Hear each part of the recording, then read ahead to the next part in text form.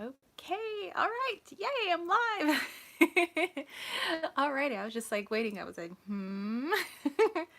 All right, so happy Saturday, everyone. And this is the last Saturday before Samhain. And Halloween and All Souls Day, and or is All Souls Days, I think is in November, and Dia de los Muertos, and so much other things happening. And yeah, so I thought we would make this, a little more spooky centered since it's the last, Saturday before, that spooky, spooky, spooky time of year. And of course, I have my meow mug, and it's got the little, well, I don't want to tip the mug because then, all my tea falls out, but there's like a little Siamese kitten in there. And so let me see if I'm gonna burn my lips off first. Okay, that needs to cool off just a little bit. But that's my well, it's called Blue Lady. It's like a black tea with calendula flowers and all that good stuff. So yay, I will just wait for some homies to pop on in. And I've got my witchy t-shirt on and very appropriate, which way to the wine. It's a little too early for wine, people, but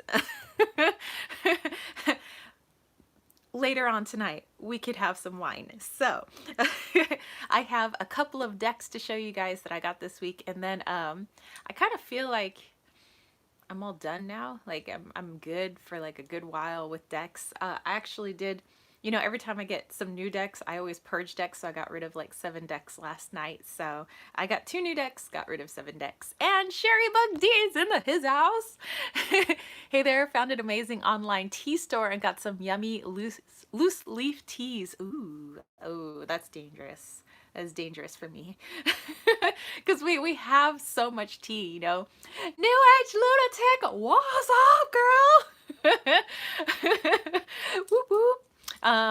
Or wait, do you guys remember Arsenio Hall? Did you guys have Arsenio Hall? But Arsenio Hall back in the day, the whoop whoop whoop whoop whoop, flashback. But yeah, we have tons of tea. We have like a tea drawer. But now we have more tea than there is a tea drawer. Sherry Buck said yes. And so now we have like part of our pantry is now tea as well. Like we get backups of tea, so we don't have to keep buying tea, So like we have backups of the same tea. Like my boyfriend loves the Good Earth tea, which is like a really spicy tea from Costco. And that's not really my thing, and he thought it would be up my alley since I like really herbal type teas, but I don't know, that one's just like too spicy for me. And then we have a bunch of our Republic of Teas. We have our, there's one Republic of Tea, it's called Get Burning and Get Limber, and they're both herbal teas. And one of them's like meant to like wake up your system. The other, Get Limber, is meant to like, I don't know, help loosen up your muscles from the inside out. I'm not really sure, but it's just what I drink every morning before work. Yeah, so I got a Lokester. Let me turn the camera for you guys. On top of my herbs right now. Look at that big old panther tail. But yeah, all those crates, he loves to sleep on top of all my herbs. I did try out, was it valerian? I keep getting vervain and valerian mixed up, but I know that it's the really, really stinky herb that smells like poo. And cats really love, well, some cats really love it. It's like, how some cats really like catnip and some cats don't. Both of these gatitos really love catnip, but when I put out, I think it's valerian, Loki was just like, oh, like he went to town, he was like trying to eat it, and now he like, I'm glad I have everything put away in crates, because I know he likes to try to attack my herbs, because he's kind of a garbage disposal, and he'll eat anything you put in front of you, and like, he tried to eat, I was having a donut yesterday, he tried to eat my donut, like, I'm like, what kind of cat are you? Sorry, I have to sneeze. Okay. But yeah, he's crazy gato. So, yeah, so I'm glad I keep everything just kind of tucked away where he can't get them. And I put all my spread cloths, all my reading cloths on top of the top crate, and he's decided that that is his favorite place to sleep, is on top of all the herbs. He's like,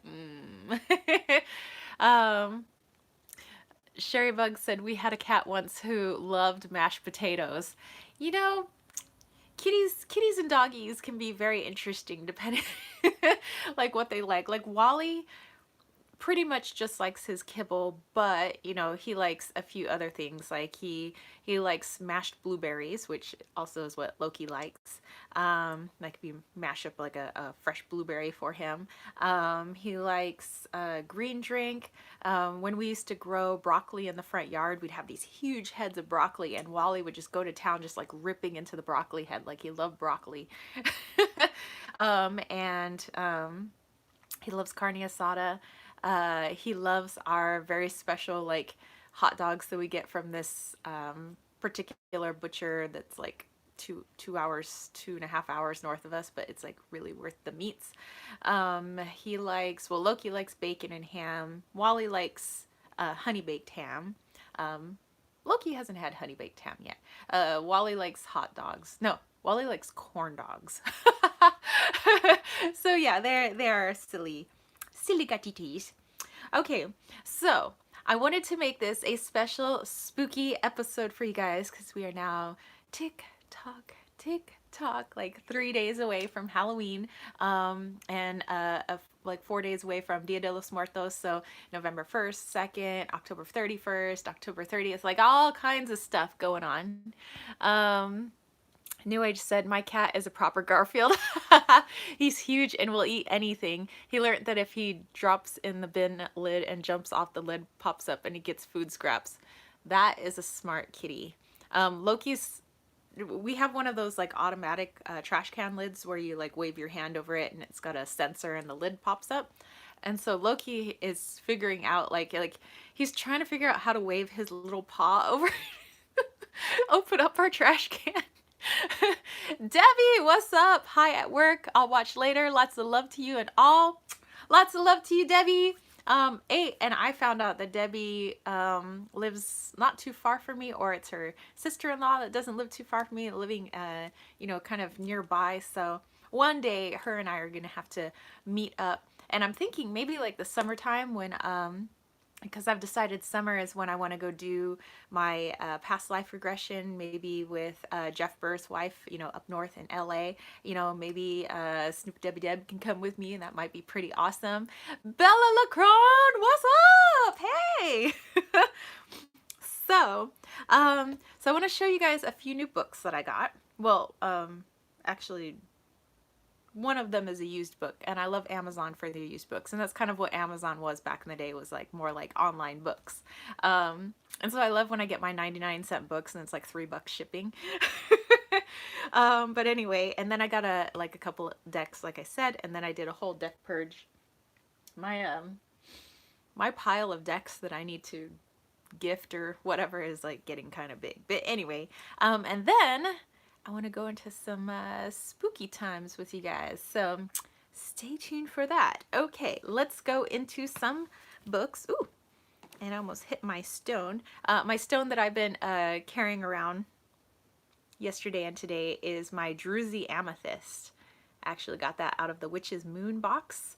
New Age said, books! I'm well into book buying more at the moment. I think it's that time of year for loads of books. Yes. Keith Tisdale, what's up? Yeah, actually, I have, there's a couple of books I need to finish that are by my bed, and then it's like I got 3 more books. I'm like, I've been in book buying mode, and not so much deck buying mode. Like, I kind of feel like I'm done with deck buying right now, you know, because I've been going through all my stuff and like figuring out what I don't need anymore. Like I love like every couple of weeks going through my jewelry, going through my clothes, shoes, decks, books, and like what don't I need anymore, because I love purging. It just feels so good to purge and to give. Sherry Bug said, blah. So yeah, anyway, so my Druzy Amethyst there. So let's look at the first two books that are new books, and then the other book is a used book, but I don't care. I like used books. It's like no big deal to me. So this one's a new book, but it's the Modern Witchcraft. You know, from the Modern Witchcraft series, they got all kinds of books. Green Owl, hey! Grunoila, what's up? So I got the Natural Magic book. And it says your guide to crafting charms, rituals, and spells. I haven't had a huge chance to really go through it yet, but let's see.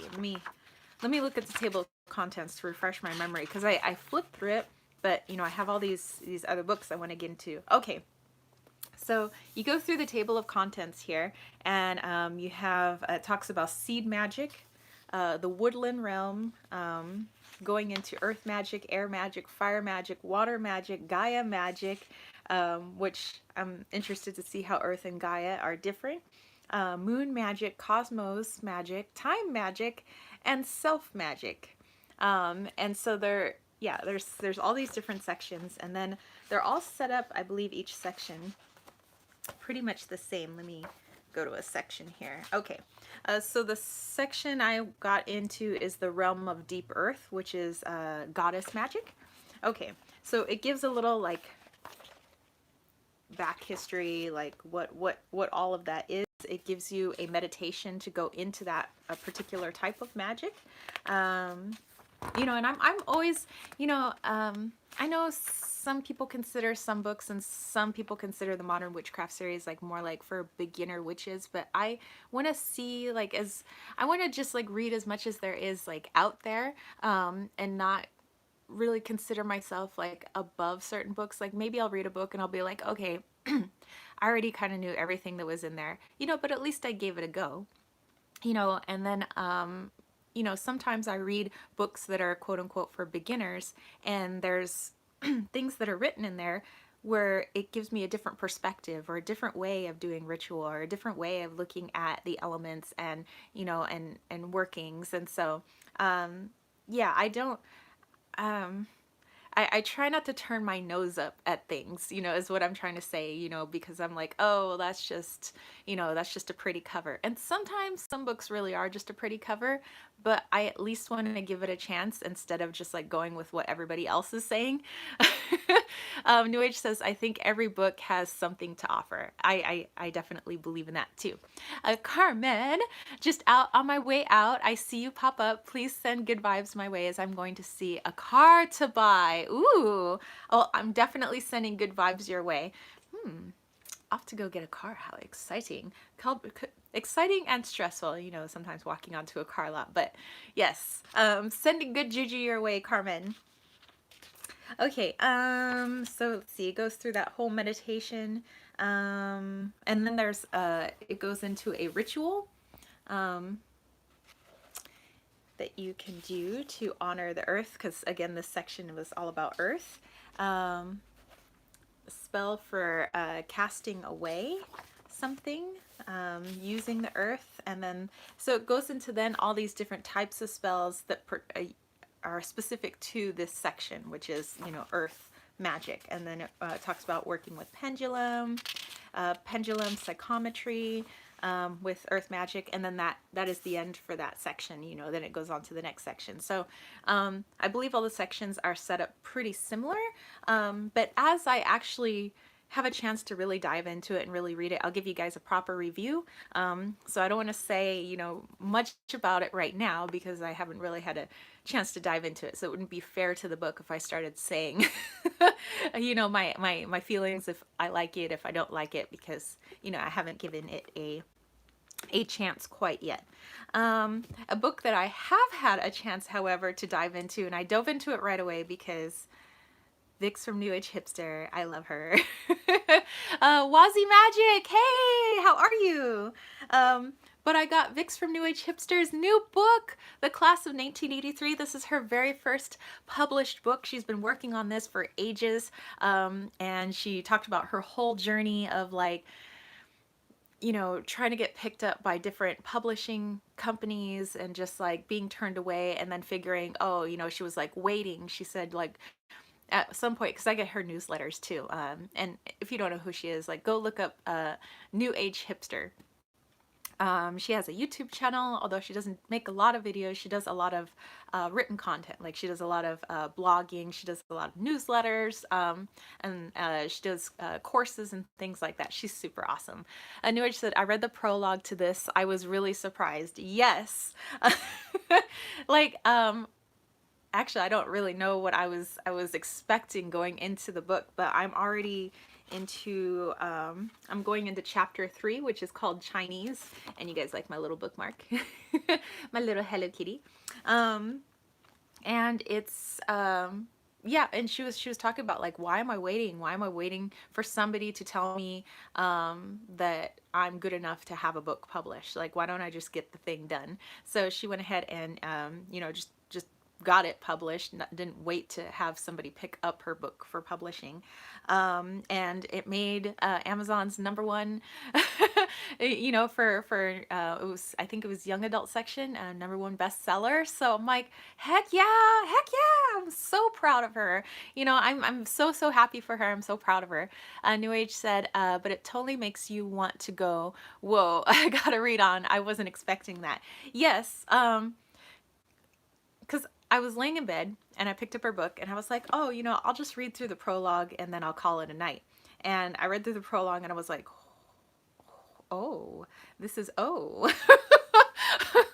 You know, and so the next night I read all of chapter 1. Next night I read chapter 2, and now I want to just continue on.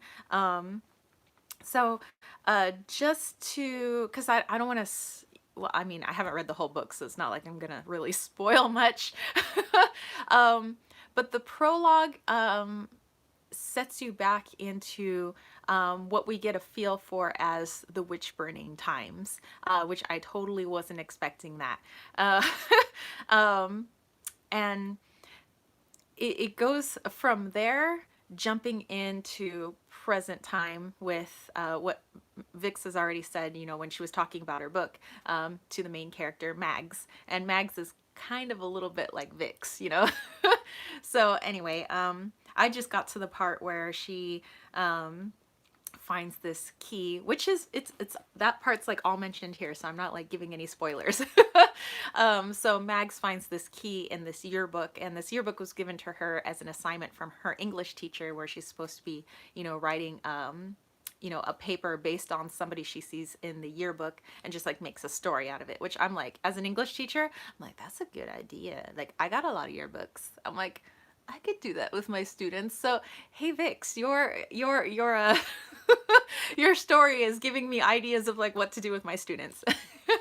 So, so yeah, I just got to the part where she like finds this key and is like, and she seems like kind of somewhat attracted to this guy from the 1983 like yearbook.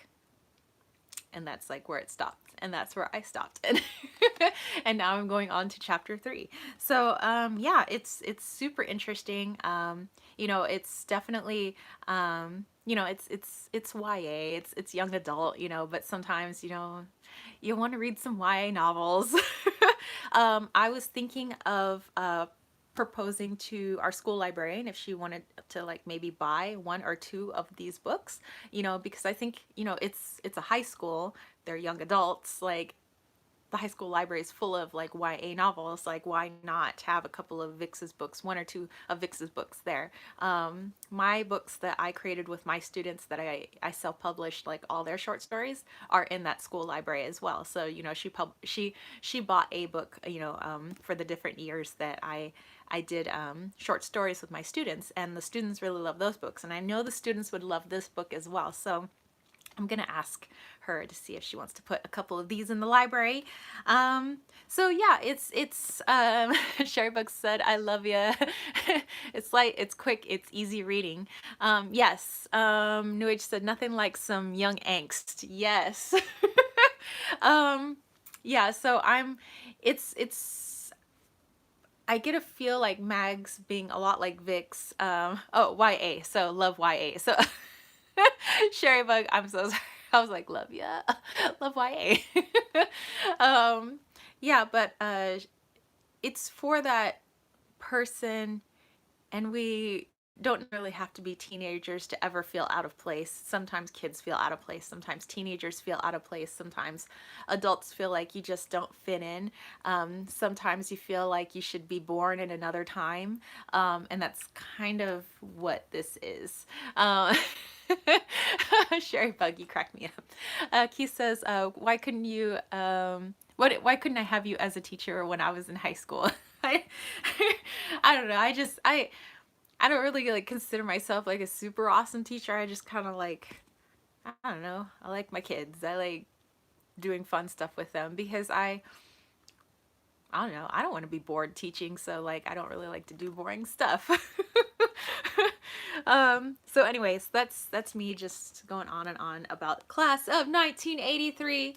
Definitely go check it out, by Victoria Maxwell, aka Vix from New Age Hipster.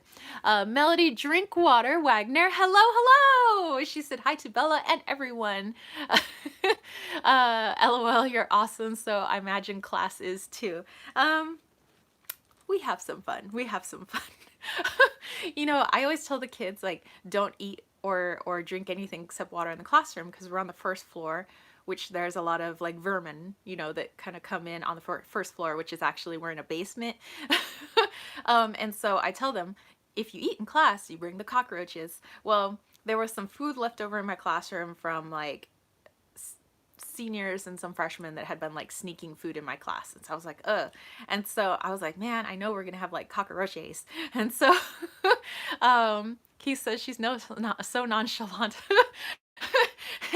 I wish I was cool. I aspire to be cool.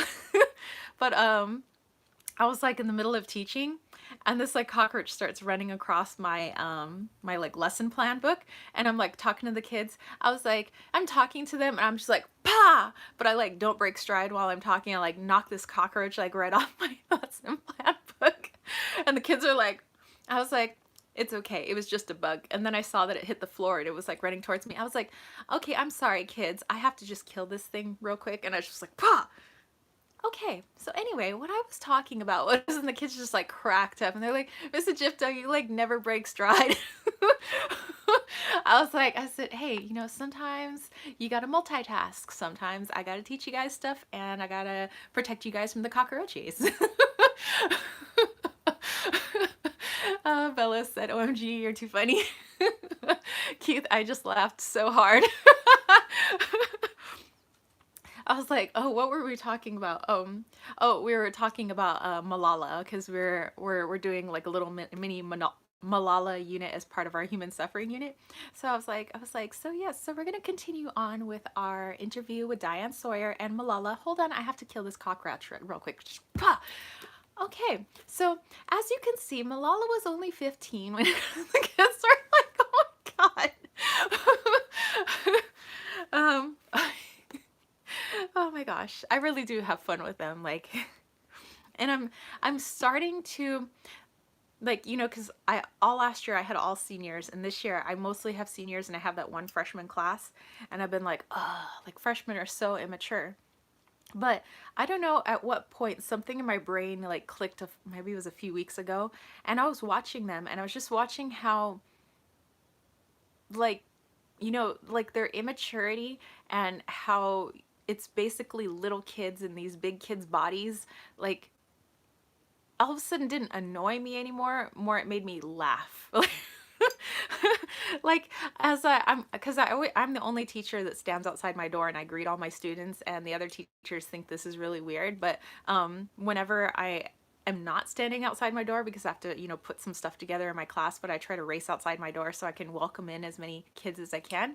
Some of the kids were like, Miss Egypto, you weren't outside your door, and I got really worried, and I was wondering if we were gonna have a sub. Like, I'm kind of used to you greeting us in the morning. And I was like, I'm sorry, I just had to, you know, I didn't, you know, it actually really means, it's like really simple, but it really means a lot to them. And my teachers used to greet me at the door, so that's just like something I always do, and I don't understand why the other teachers aren't like greeting them at the door. And some even the principal walked by and she's like, why are you out here? I'm like, I'm greeting the students. And she's like, oh, that's sweet. And like everybody just gives me that, oh, that's nice. Like we're busy. Like we have stuff to do, other things, and greet kids at the door. And I'm like, well, it's like important. Like it's a little thing, but I think it's important. But anyway, I'm standing outside my door for my freshman. I love your laugh and t-shirt. Which way to the wine, y'all?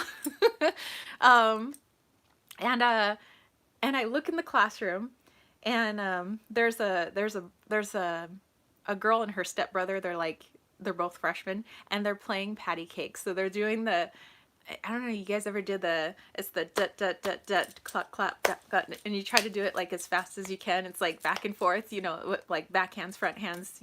And so they're like doing that. And I look over, and there's another boy that's like yelling at another boy, "Stop touching me! Stop touching me!" And normally I'd be like, "Oh my god, oh my god," but I was like, "Oh my god, they're so silly. Like they're so young, and they're so goofy." And I think sometimes I was forgetting that, when I get mad at them for like, well, like why can't you just sit still, or why can't you just, something like clicked in my brain that's like, they're just little kids in like big kid bodies. So you got a couple of boys that are like 15 and 6 feet tall. Like they're gonna be really big boys someday, but um but I'm like, just because they're like 6 feet tall doesn't mean they're grown up. Like they're still like whatever 8 years old on the inside, and they look like they're 18 on the outside. They're really not. So I think my brain finally, after like 12 years of teaching, made that correlation. Like my seniors are a lot more mature, and there was a while where I was teaching freshmen a lot, but I was, and I'd be very strict with them, and I still am, because they need that rigidity in the classroom, and they need, consistency is, I think, what I'm trying to say. But it was just like, I could laugh at their silliness, instead of like get mad at how goofy they could be sometimes. But I don't even know how I got off on that tangent. But anywho, I had a third book. Going back to topics, we had a third book, that I wanted to show you guys. The Royal We is what I'm using right now. And it's a used book that I got off of Amazon. It was like 99 cents plus $3.99 shipping. Gotta love that. And that is The Language of Nature, the Victorian Flower Oracle by Patricia Telesco. So very, very pretty cover here. And this one I'm kind of flying through. You could already see it's like kind of yellowed because it's older. What's the copyright on this thing? Let's see. 1994. And it's a Llewellyn publication from 94. So yeah, I am in love with this book so far. Okay, so I've gotten in probably about 30 pages. Oh, you guys like my old school bookmark? I got this bookmark, I think, when I was like in middle school. My treasure trolls. But anyway, it's about making your own oracle deck, using this is kind of like the guidebook. So like if you made a deck, and then this would already be your guidebook. That's a big book, yes. So it goes into like all these, there's like 71 different types of herbs, flowers, mostly flowers, herbs and trees. Smelling these flowers, yes. And it goes into, let's say for the poplar, it's gender, planet, element, magical association, folklore and history, the interpretation, once you make your card, the upright position and the reverse position. So this is made as if this were a guidebook to a deck that has yet to be created, and you're supposed to be the one that creates it. So they give you, the author gives you, Patricia Telesco, tells you kind of like how to make your oracle deck. Like it would be better, she said, like if you wanted to make a deck where, the reversed, it didn't really have an upright or reverse, then you'd want to do like the flower looking down on the flower, or if you wanted to take a picture of a flower like this, it would have an upright and reverse position. So it's like helping you to really plan out an oracle deck. She tells you like all the best types of tools to put together like a decoupage deck. You could do some like cut and paste type decks, just like with glue and like stuff for magazines, and you could do it that way. You could draw your own pictures, you could paint, and then she gives not just cards, but you could use like, oh, by the way, there's all these different types of spreads to use with your whatever it is that you make. So she also gives some other ideas, like if you don't want to do cards to make your flower deck. Hold on, okay. That you could also do this too. So you know how many runes are on little pieces of wood. So she says you could do like runes instead, but like with flowers. Like if you, put a pressed flower on top of like a runes piece, or what would be a runes piece, and then varnish the front and varnish the back so it makes it easier to handle. So you could do that.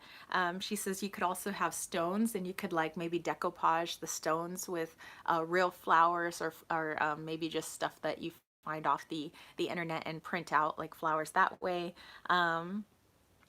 Just, yeah, so it's something other than it's like, oh wow, you could actually like, paste like some flattened flowers, or pictures of flowers like onto some flat stones, or pieces of wood, and you can use that for like flower casting, like she says, and to use at least 25 of the flowers. Like let's say you're not drawn to all 71 flowers that are in here, because that'd be like a big project.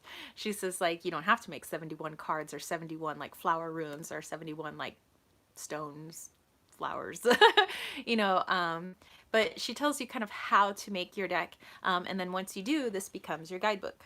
So yeah, I was like, oh, I have to make my own flower deck, because for me, since I love Photoshop, I would probably Photoshop, like a collage of flowers of like the same flower. Like let's say, let me go to a flower here, woodruff. Okay, so let's say we get to woodruff. Yes, flower runes. I'm like, ah, what if I just like got all different types of photographs of woodruff, and then like put that on a card, and this would be like for personal use, and I think it would be really cool. And then I could use some of the keywords that are here and put those keywords on the deck, and then that way and then the guidebook is here, the upright position, reverse position, although with oracle decks I don't really read upright and reverse, it's like all kind of upright to me. And so yeah, so I thought that was cool. And then she said if you're not into, hold on, if you're not into some of the plants, like you're like, she has another section, like it's called alternatives, like for your oracle deck, like instead of, okay, well, instead of this flower or this association, let's do this instead. And so okay, so alternative symbols for oracles, and she's got these nice pictures for each section. So it goes into different types of symbols, like if you wanted to use animal symbols instead, like you are not drawn to this particular flower or herb or tree, but you can find the equivalent association in an animal, and then maybe you can incorporate animals into your deck. She also has the planet sign, or planets and zodiacal signs, colors and their associations if you wanted to add color into your decks, stones and metals, and maybe possibly adding in numerology, and different miscellaneous objects such as like an airplane, or a arcade token, or a balloon, different stuff. Like if you just wanted to like incorporate, maybe all of that into your flower deck, like make it more than just a flower on a card, or a rune, or a stone. And then she does have a little section on rune meanings, just in case you wanted to know, maybe you actually do want to add flowers and the runes together, a flower that's associated with that particular rune, to make your deck. And then she has a little, in her appendix, all the different types of divination that's out there. there's some interesting ones. Like here we have a lithomancy, which is the reflection of candlelight in precious stones. Um, let's see, myomancy, sounds and actions of suddenly appearing mice. Um, spotomancy, patterns left in ashes. Let's see, ovomancy, observing shapes formed by egg whites and water, like all these different, just interesting stuff. And then expressing sentiments. So this is where you get to see like what in Victorian times, all the different flowers and plants and what that meant, like what you were trying to say to somebody by giving them this plant or flower, and what that meant if you wore that plant or flower. Like if you had a fern, like you're wearing a little bit of fern, it means sincerity, honesty, and candor. Tulips, benevolence, service, charity. So, and then you can incorporate that into your oracle deck too. So yes, I love this. Go check it out on Amazon. It's like $1 used. I got one that it said it was like in good condition, and I'll take good condition. I know there's like excellent, like new, good. I was like, I'll just take good. But it's actually in really good condition. There's not even any markings in here. So there you go. So those were my 3 books. Wazzy Magic, that would be cool. Sherry Bug, I love the mouse one. Had that happen last fall. Really? Awesome. Well, I mean, awesome. I hope the meese weren't in your house. Maybe the meese were outside your house.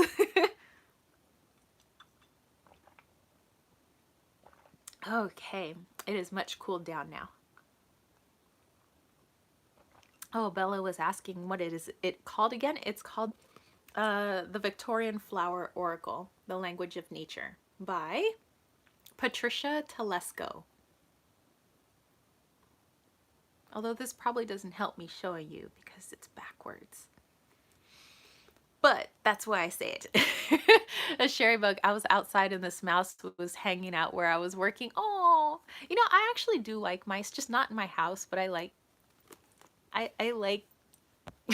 mice. Let's see, Bella, sorry having to watch Kelly chat too.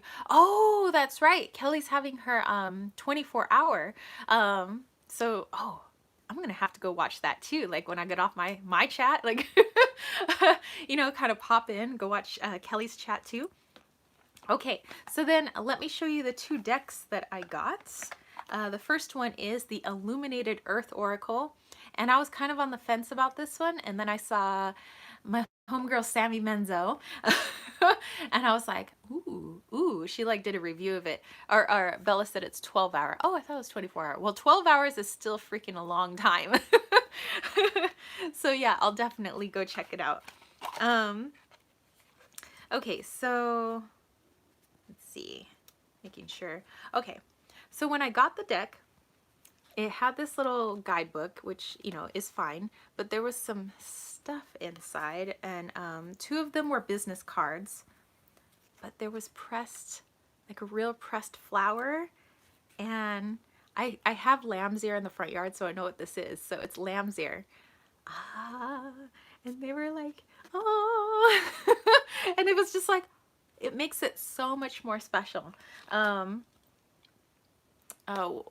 Jennifer Ball I watched one of her unboxings yesterday about a deck that she backed on, it was either Indiegogo or Kickstarter, and she was first kind of unhappy with the presentation, that it felt like, after backing something and backing somebody's work, that you were just like, it was just like receiving something off the, like Amazon or something, where it was just like the deck and like a business card and like no thank you, nothing like felt special about it. And and sometimes people that when they back things, they want to feel like you're recognized for having supported somebody in their work, like at least like a thank you, you're awesome, or something like that, which is normally like, whenever I'm buying independent decks, which most of my decks are independent, you know, off of Etsy or wherever. I appreciate the little thank yous and the little touches. And I thought with this deck, you know, just having like the pressed flowers in there, and it was just like you really feel special. Like the person was actually thinking of you when they put it together, you know. And I don't know. I mean, maybe they weren't, but it still makes you feel special. New Age, I'm lusting after this deck a bit. It's so pretty. Oh my gosh, like I'm so sorry. I didn't mean to say. Anyway, she's lusting after the deck a bit. Sherry Bug, I once got a used book about the ancient Native Americans in Ohio, and it had several small feathers in it. Ooh, that's really special. That's really cool. New Age is laughing. I'm so sorry. Bella, can you type in the name, please? Oh,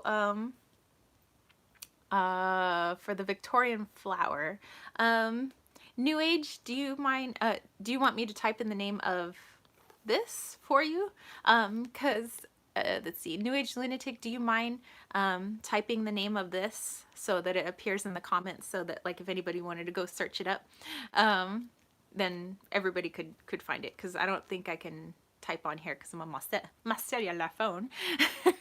Okay, so it's the Victorian flower orchid. Okay, so New Age got it there. All right. Bella's got it now. All right, excellent. Okay, so those of you that maybe are also on the fence about this, and I was like, I don't know if it seems like too, I don't know, like maybe like too much collage going on, and I wasn't sure. Then I saw Sammy do her review, and I was like, you know, like maybe. And then and it was like not really expensive, and so I ended up getting it. And here are the backs, and it's like your standard like tarot size, almost, maybe a little bit wider. Okay, so it's got like a little bit of gilding, just like a little bit of like that foil, I guess, or shiny writing, like as the border. And then there's like a keyword at the bottom. This one is combustion.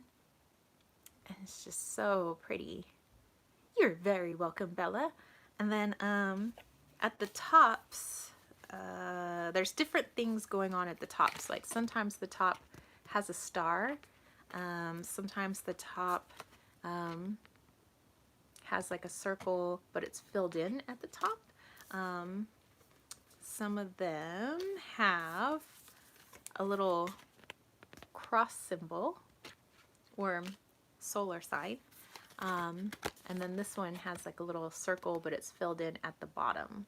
Okay, and then that's explained in the guidebook. You know, it just means like all the different, I want to say like elements, but sections. And so let me pull out what the author actually says, so so I'm not like making stuff up. Okay.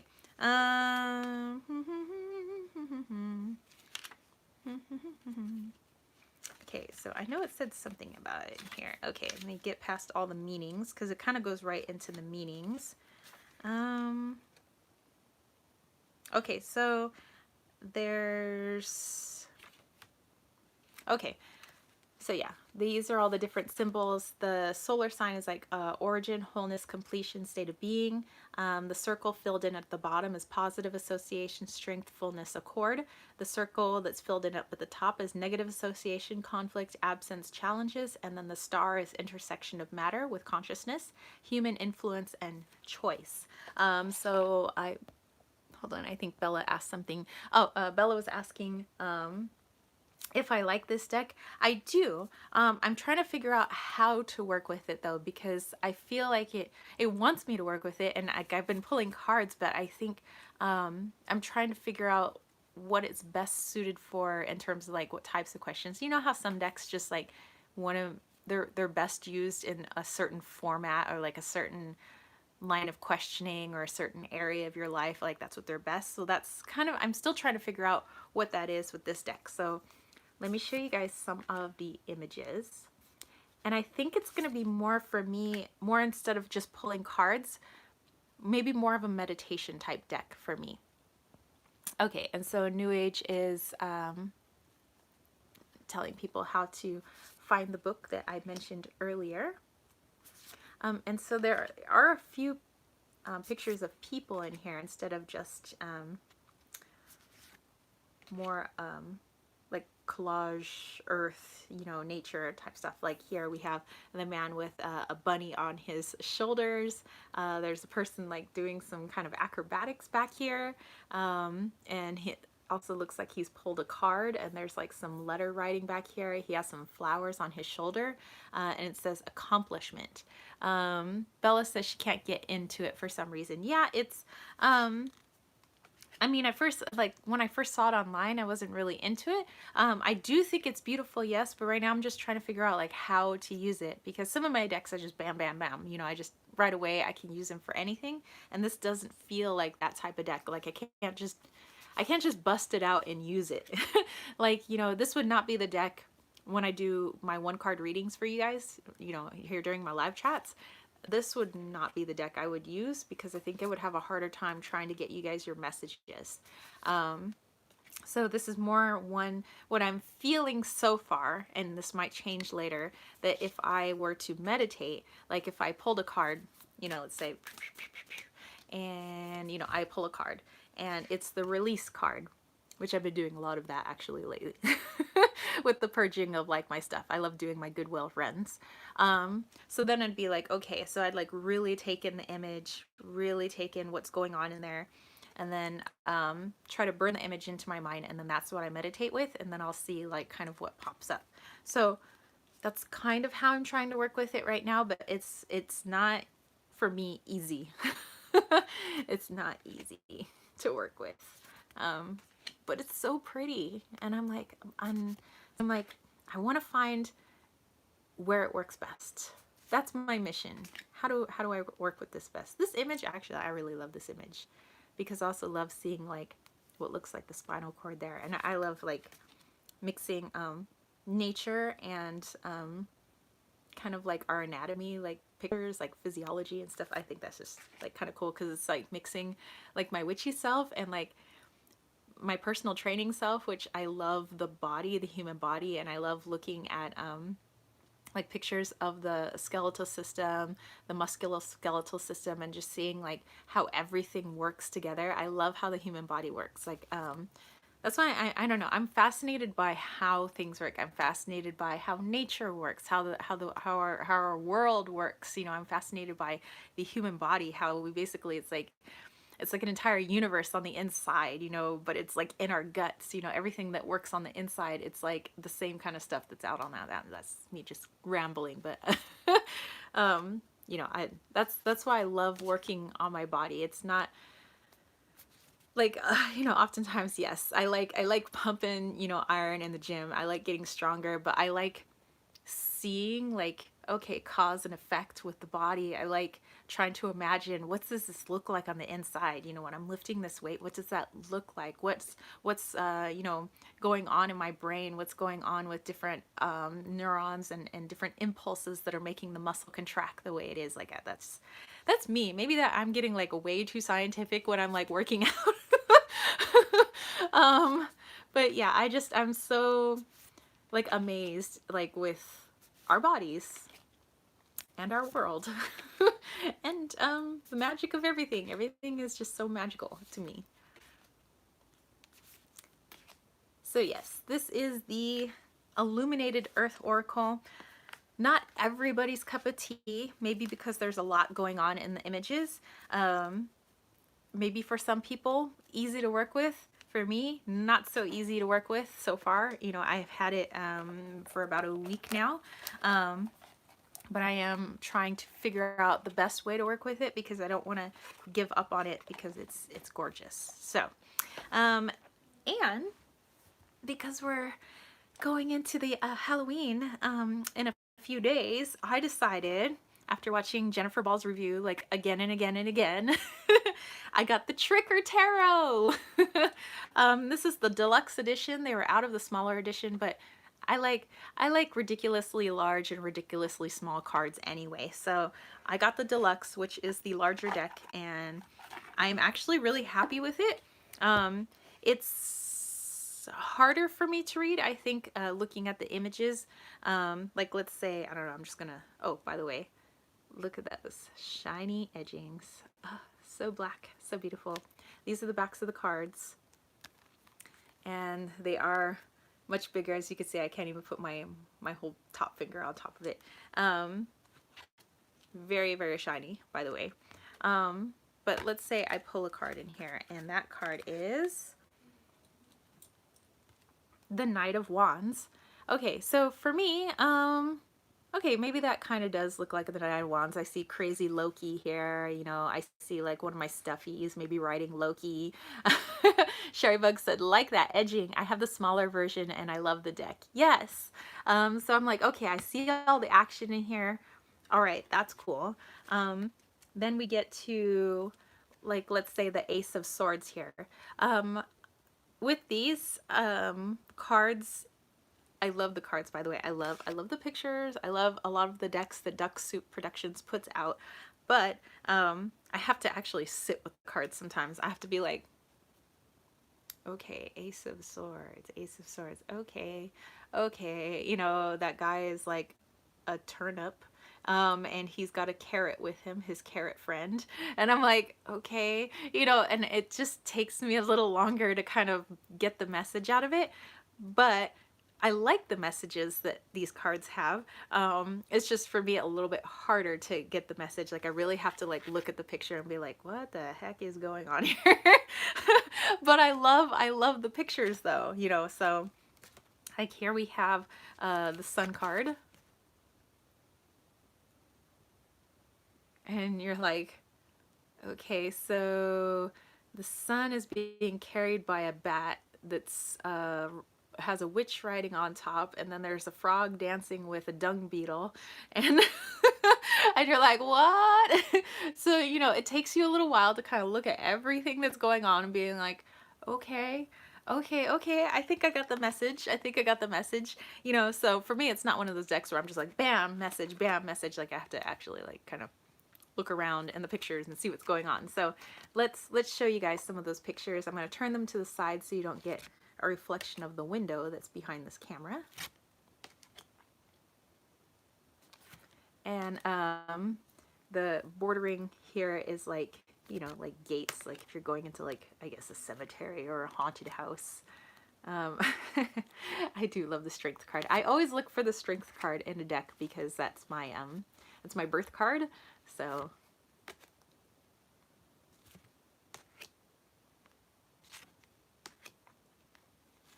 yes, these are, I just like looking at the pictures.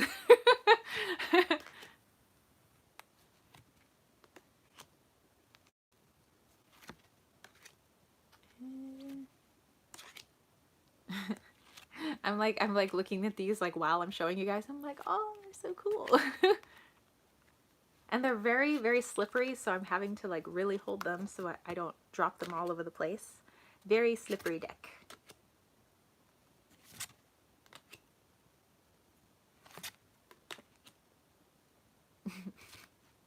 Yes, and I was showing my friend Steph, and she's like, there's so many pumpkins. And I was like, well, it's trick or tarot.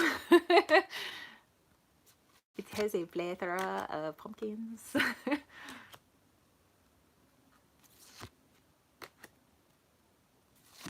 And there we go. Okay, so I mean, there's other cards, but I just wanted to show you guys. It's kind of a sampling of them. Okay. Well, folks, let's see. Melody Drinkwell Wagner says, there's my card. Leo here. I love the deck. Love Halloween. Yes! Halloween is just so fun, you know. And my friend out in Belgium, she said that Halloween there is not like Halloween here in the States. Like, I don't know if it's just the States that likes to go off around the Halloween season. Or for the Halloween season. Like, for her, she said it's more like religious holiday over there. They actually have the whole week off. Like kids don't go to school for a whole week. And I was like, what? Because they have, I think it's like All Saints Day or All Souls Day. And so it's more religious. You go to the cemeteries, you talk to your loved ones.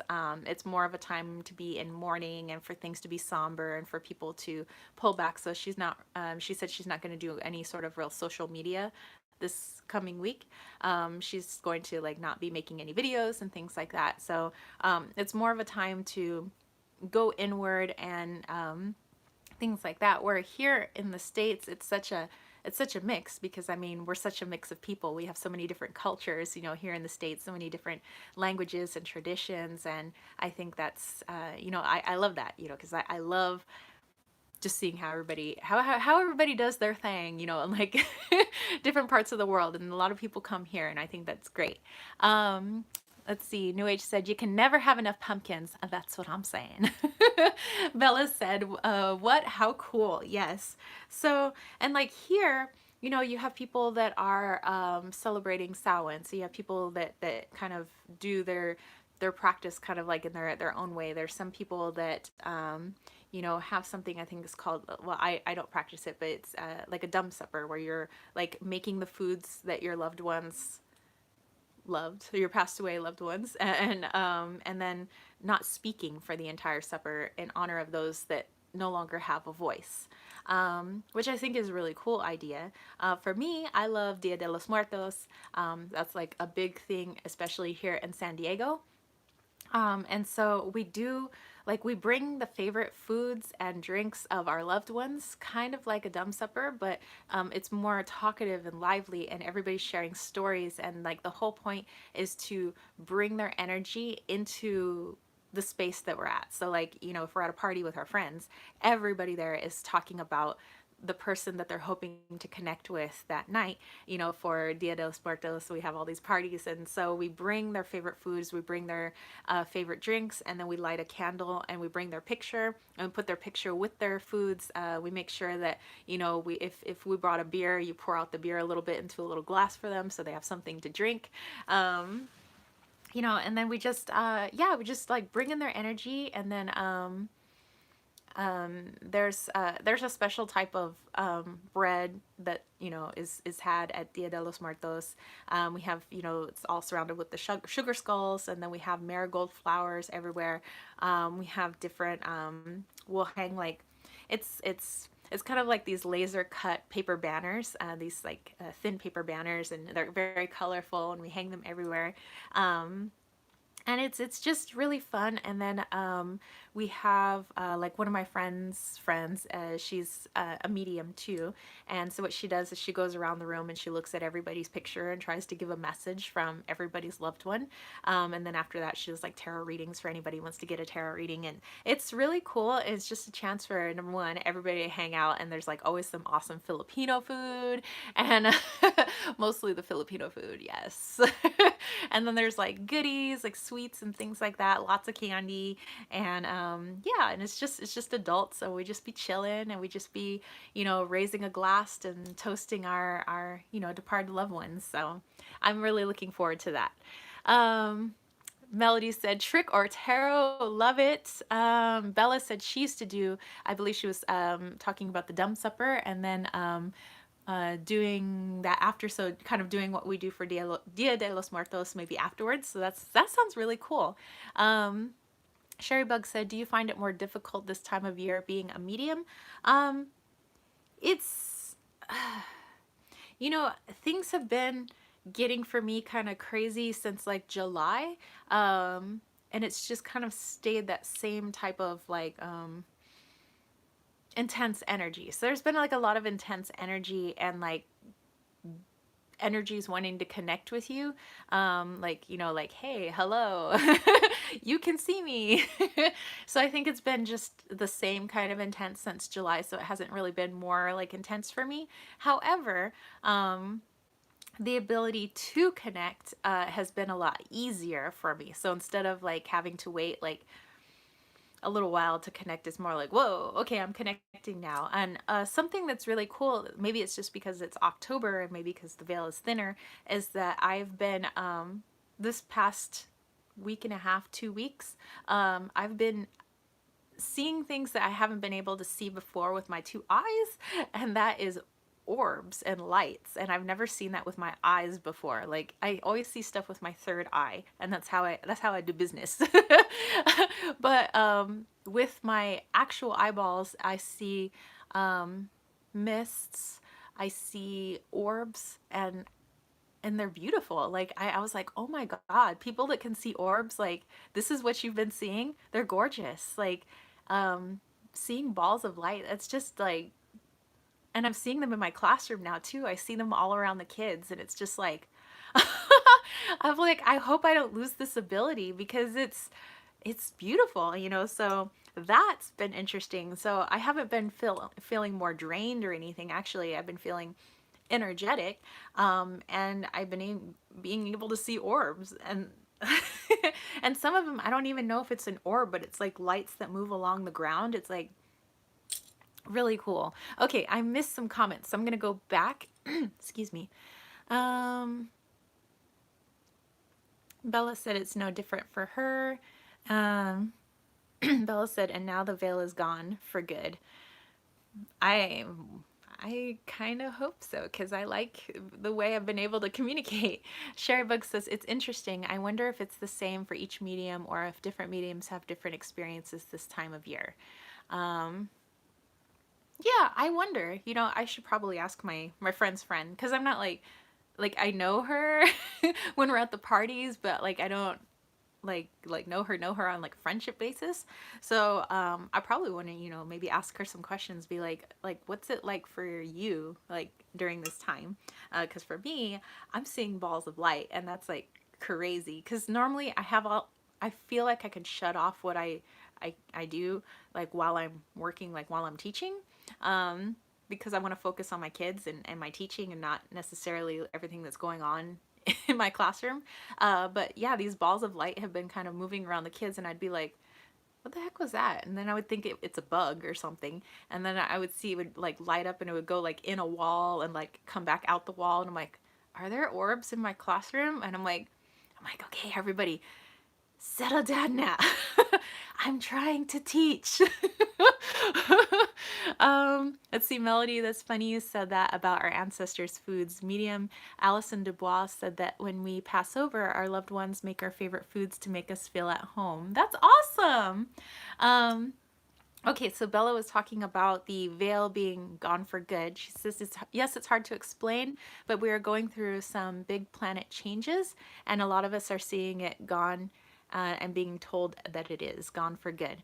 Wazi Magic said, for me, it was a hard rock month. As a medium, I saw many deities, and I am working with many deities now.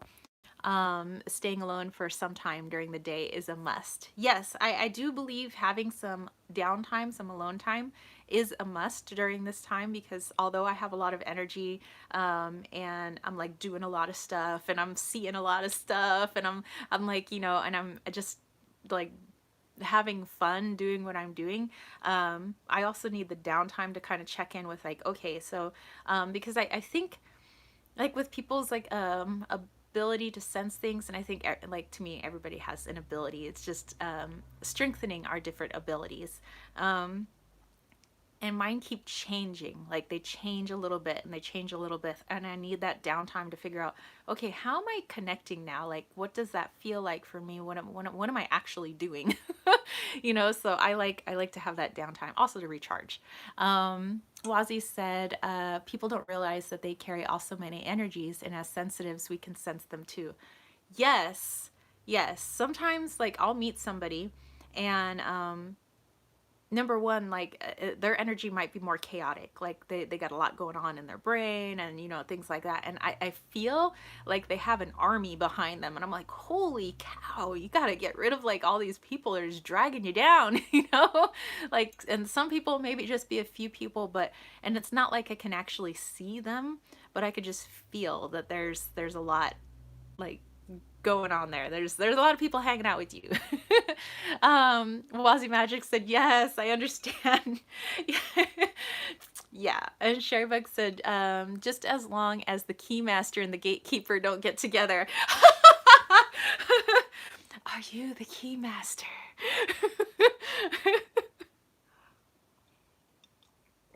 Then Zool gets into it. We got a whole another set of problems. Although, like I have said before, if we were to explode a Stay Puft Marshmallow Man, I would be so happy. I'd be like all about playing in marshmallow. I mean, sure, it'll be like all in my hair, but that's what showers are for. Like, yes, explode the Stay Puft. Zool, yes. Oh, Halloween, I'm going to have to watch Ghostbusters, of course. That's kind of one of my like little traditions. I always watch Ghostbusters. Okay, so I want to tell you guys a spooky story. Um, I have so many of them. You know, I grew up in a haunted house. Yeah, who are you gonna call? Ghostbusters. Nobody sings it like Ray Parker Jr. Um, okay. Which one do we do? Ooh, yes, The Exorcist and Halloween. Oh my gosh, The Exorcist scares the bejesus out of me. I saw it when I was like a little kid. I don't know why my grandmother let me watch that. Bad grandma, bad. Ghostbusters is on TV tonight. Ghostbusters 1. Ghostbusters 1 is the best. I don't mind 2. I love 2 too, but yeah, Ghostbusters 1 is where it's at. Okay.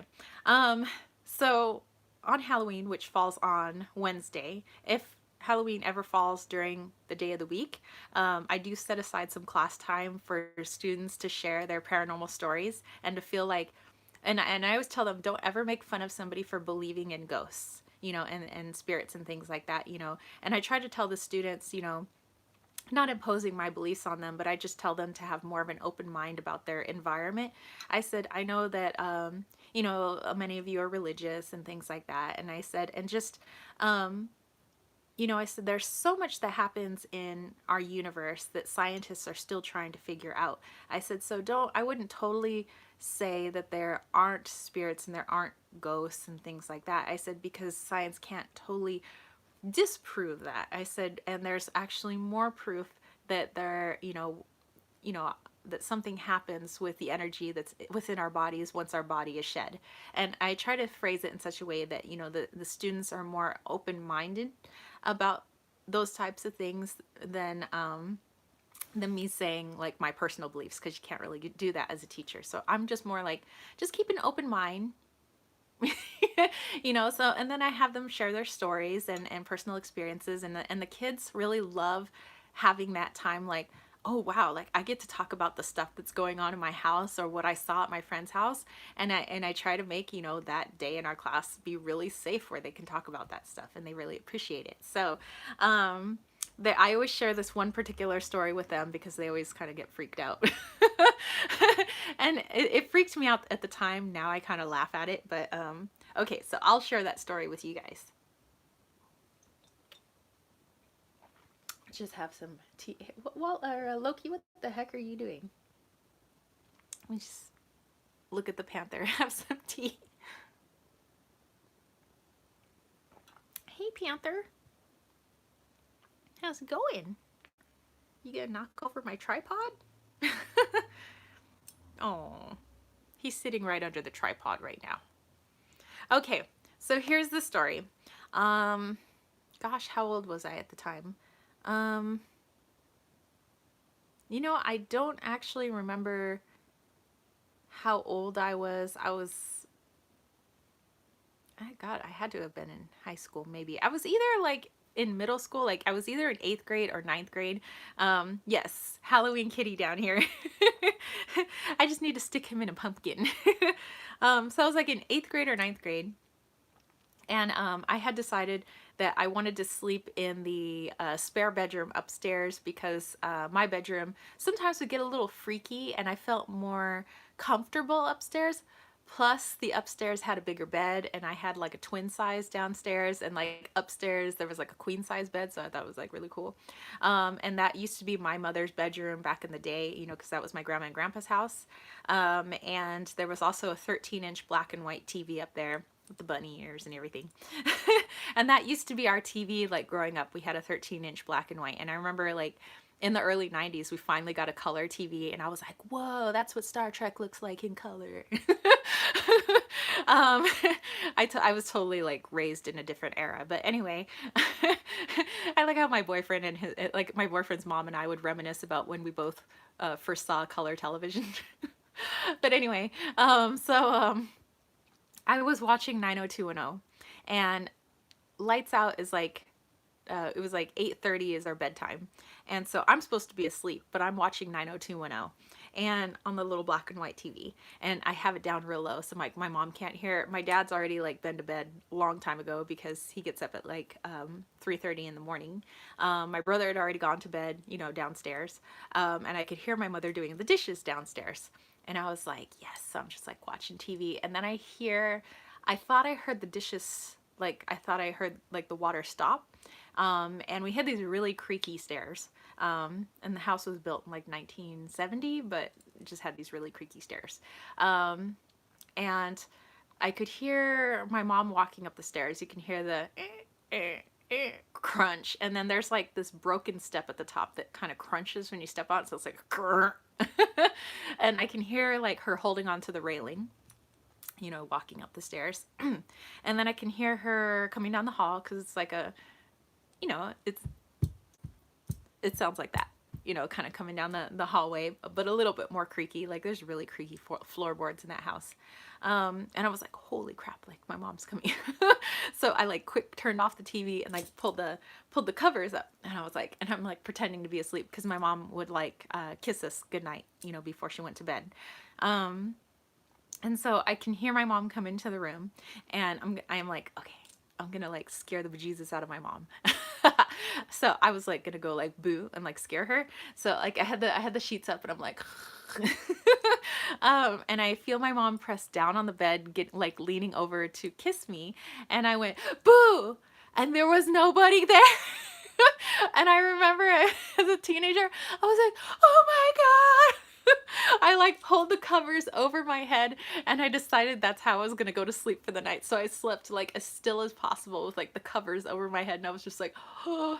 And like as I was listening, I could hear my mom still doing the dishes downstairs, and I was like, holy crap. And so the next morning I tell my mom, I was like, Mama, I thought you like came upstairs last night to like give me a kiss goodnight, and like there was nobody there. My mom's like, and I was like, I heard you come up the stairs, and I heard you come down the hall, and then I felt you like you on the bed, and then like I went to scare you, and there was nobody there. And my mom started laughing, and she says, well, maybe it was just grandma. Oh, I had to have been in high school because my grandmother passed away the summer before my 10th grade year. Okay, so I was in high school then at the time. Yes. Yes, I booed a ghost. So she's like, you know, that used to be my bedroom when I was a kid. And she goes, your grandma used to come in and give me a kiss every night, pretty much like what I do with you and your brother. I always give you guys a kiss goodnight. And she went, why would you be scared of grandma? She was probably just giving you a kiss goodnight. And I was like, I don't want grandma's ghost giving me like a kiss goodnight. Like, that's creepy. Tell grandma to leave me alone. And my mom's just like, it's just grandma. It's my mom. Like, don't be scared of my mom. Like, you know. And my mom's like, I want my mom to give me a kiss goodnight. You know, and I'm just like, you can have grandma go give you a kiss goodnight. I don't want grandma giving me a kiss goodnight. You know, so anyway, so that's, you know, of course I talked about it with all my friends and stuff like that. So yes, that's the story I like to tell my high school students. It always freaks them out. You know, because I thought that was like, you know, one of the big things I guess happened in my old house. Sherry Bug said angst of the teenage medium. Yes. Yeah, like, oh my God, there was so much stuff. Oh, I'll tell you guys one more, and then I want to do some mediumship stuff with you guys. Okay, so here's just one more. I mean, I know I have like a bunch of stories, but you know, we'd be here for another like 30 years. So see, this other story was when we had the fire in my house. Like it literally burned down like a good, well, at least one whole room in the house. But okay, so this being my grandparents' house, and my grandfather is like really cheap, but he likes to do stuff himself. And so where the house would have ended to lead into the backyard, you know, where there would have been, there's like a long sliding door, and then a Halloween Storytime live chat. Yes. And then there's like in the kitchen, there's like a window so you'd be able to look out into the backyard. Well, my grandfather decided he was going to add an extension to the house. And so he didn't remove the sliding door or the window that leads into the backyard. Like he just left that and then like built a room around it with like windows. Like it was like windows everywhere, but it was like really thin walls and like particle board and like all that, and it had like an aluminum roof, so when it rained it was like really loud in there and it leaked. um so it looked kind of odd. So you know, when people be like, why is there a sliding glass door like in your house and it doesn't lead into the backyard? Oh well, that's because it once did lead into the backyard. So there's like a wet bar in there, there was a giant pool table in there. We had our refurbished computer that my grandfather had made us. Like it was an old like I don't know, like 70s computer. And this is like when I was 16. So this is like 1997 or something like that. And we have like this like old like DOS running computer. And I took DOS to college too, by the way. People were like, what's that? And like my printer is like this big and it's got like the, you know, the paper with the perforated holes. It's like yeah. So that's, I was like really far behind in technology. I tell you, I was born in a different era. But so my the night before the fire in the house, I have this weird feeling. Like I'm getting ready for bed. My brother's getting ready for bed. His room is directly across from my bedroom, and then my parents' bedroom is next to my brother's room. And I keep getting this feeling like, am I getting in trouble for something tomorrow? Like I feel like I didn't do something. Like, did I not do something? Like, it was that weird feeling of like, did I not do something? Did I? And I was like, no, I swept the floor. No, I helped my mom do the dishes. No, I cleaned the kitchen. No, I cleared off the table. I'm like, I cleaned the bathroom. Like, I did all my chores for the evening. And I'm like, what didn't I do? Like, I keep feeling like something bad is happening tomorrow. Like that feeling like you're gonna get in trouble, but you don't know for what. And I was like, I couldn't shake it. And I remember that feeling very well, like while I'm getting ready for bed. And then I hear my brother calling me from his room. He's like, Tara, Tara. I was like, what? He's like, can you come here? I'm like, no. I'm like getting ready for bed. And he's like, Tara. And I'm like, what? Never mind. I'm like, oh my God. Like I thought my brother was so annoying. And I was like, okay, so I went to bed. And then and this was like during the summertime. And so I woke up early, which was like not normal for me during the summer. And I'm like sitting up in bed and I was just like, why am I awake so early? Like, what the heck? And so like I lay down and I'm trying to go back to sleep and I'm just like chilling in my bed. And I guess maybe like it felt like 5 minutes later. Who knows what the real timing was, but it felt like 5 minutes later. My brother comes running down the hall and my brother's standing in like the doorway of my room. And he's like, Tara, there's a fire. There's a fire. And I was like, get out of the house, grab the dog, get out of the house, you know. And like, and I went into like, I gotta save everybody mode. So like, and I'm still in my pajamas, you know, so like I like flung my covers off, I raced down the hall and I looked out into that extra area of the house, that, you know, that extra room that my grandfather had built, and like the slider and everything's closed, but it was just so quiet. I just see quietly the computer's engulfed in flames, and I just saw it overtake the table next to it, and like the room just kind of like went but it's silent, you know, you can't hear it because like the windows are like the sliders closing it all off. And I just remember standing there and like my feet were like, and I'm like and I was like, holy shit, you know. And so like I told my brother, I was like, get the out of the house. I was like, grab the dog, you know. You know. And so my brother's like he's crying or whatever, and I tell him to grab the freaking dog, you know. And I race upstairs because at this time my mother had started sleeping upstairs at this time, because my parents were kind of like having some issues. So like my dad would sleep downstairs, my mom would sleep upstairs. So at first, before I run upstairs to get my mom, I go into the garage and I go to where I feel like there should be a fire extinguisher, but there's no fire extinguisher. And in my brain I could have sworn there was a fire extinguisher in our house. And I was like, wake. And I'm like looking all over the garage and I'm like, where is the fire extinguisher? Why doesn't this house have a fire extinguisher? So I run out of the garage and I run up to my mom's room and I'm like, Mama. And my mom's like a really heavy sleeper. She's like, what do you want? I'm like, there's a fire. And my mom's like, get out of the house. And I remember her flinging off the covers and seeing like my naked mother and being like, oh. And then I like ran downstairs, and the time it took me to go into the garage, panic for like a minute because I can't find a fire extinguisher, run up, get my mom, run down, house is covered in black smoke. Like it is thick black smoke and it's hot. It is freaking hot. And I can't see like a damn thing, and I'm calling out for my brother, and I could hear that he was still in the house, so I forced him outside, and he didn't have the dog, because then I ran outside and I'm like looking around, and this guy who lived across the street, he was the uncle of one of my little brother's friends, and he came running over to us, and smoke hadn't started coming out of our house yet. Like if you looked at our house, like there was no smoke coming out of our windows yet. And he runs over and he's like, where's your hose? And I'm like, we have one in the front, we have one in the back. He's like, okay. He says, get everybody out of the house. And I'm like, okay.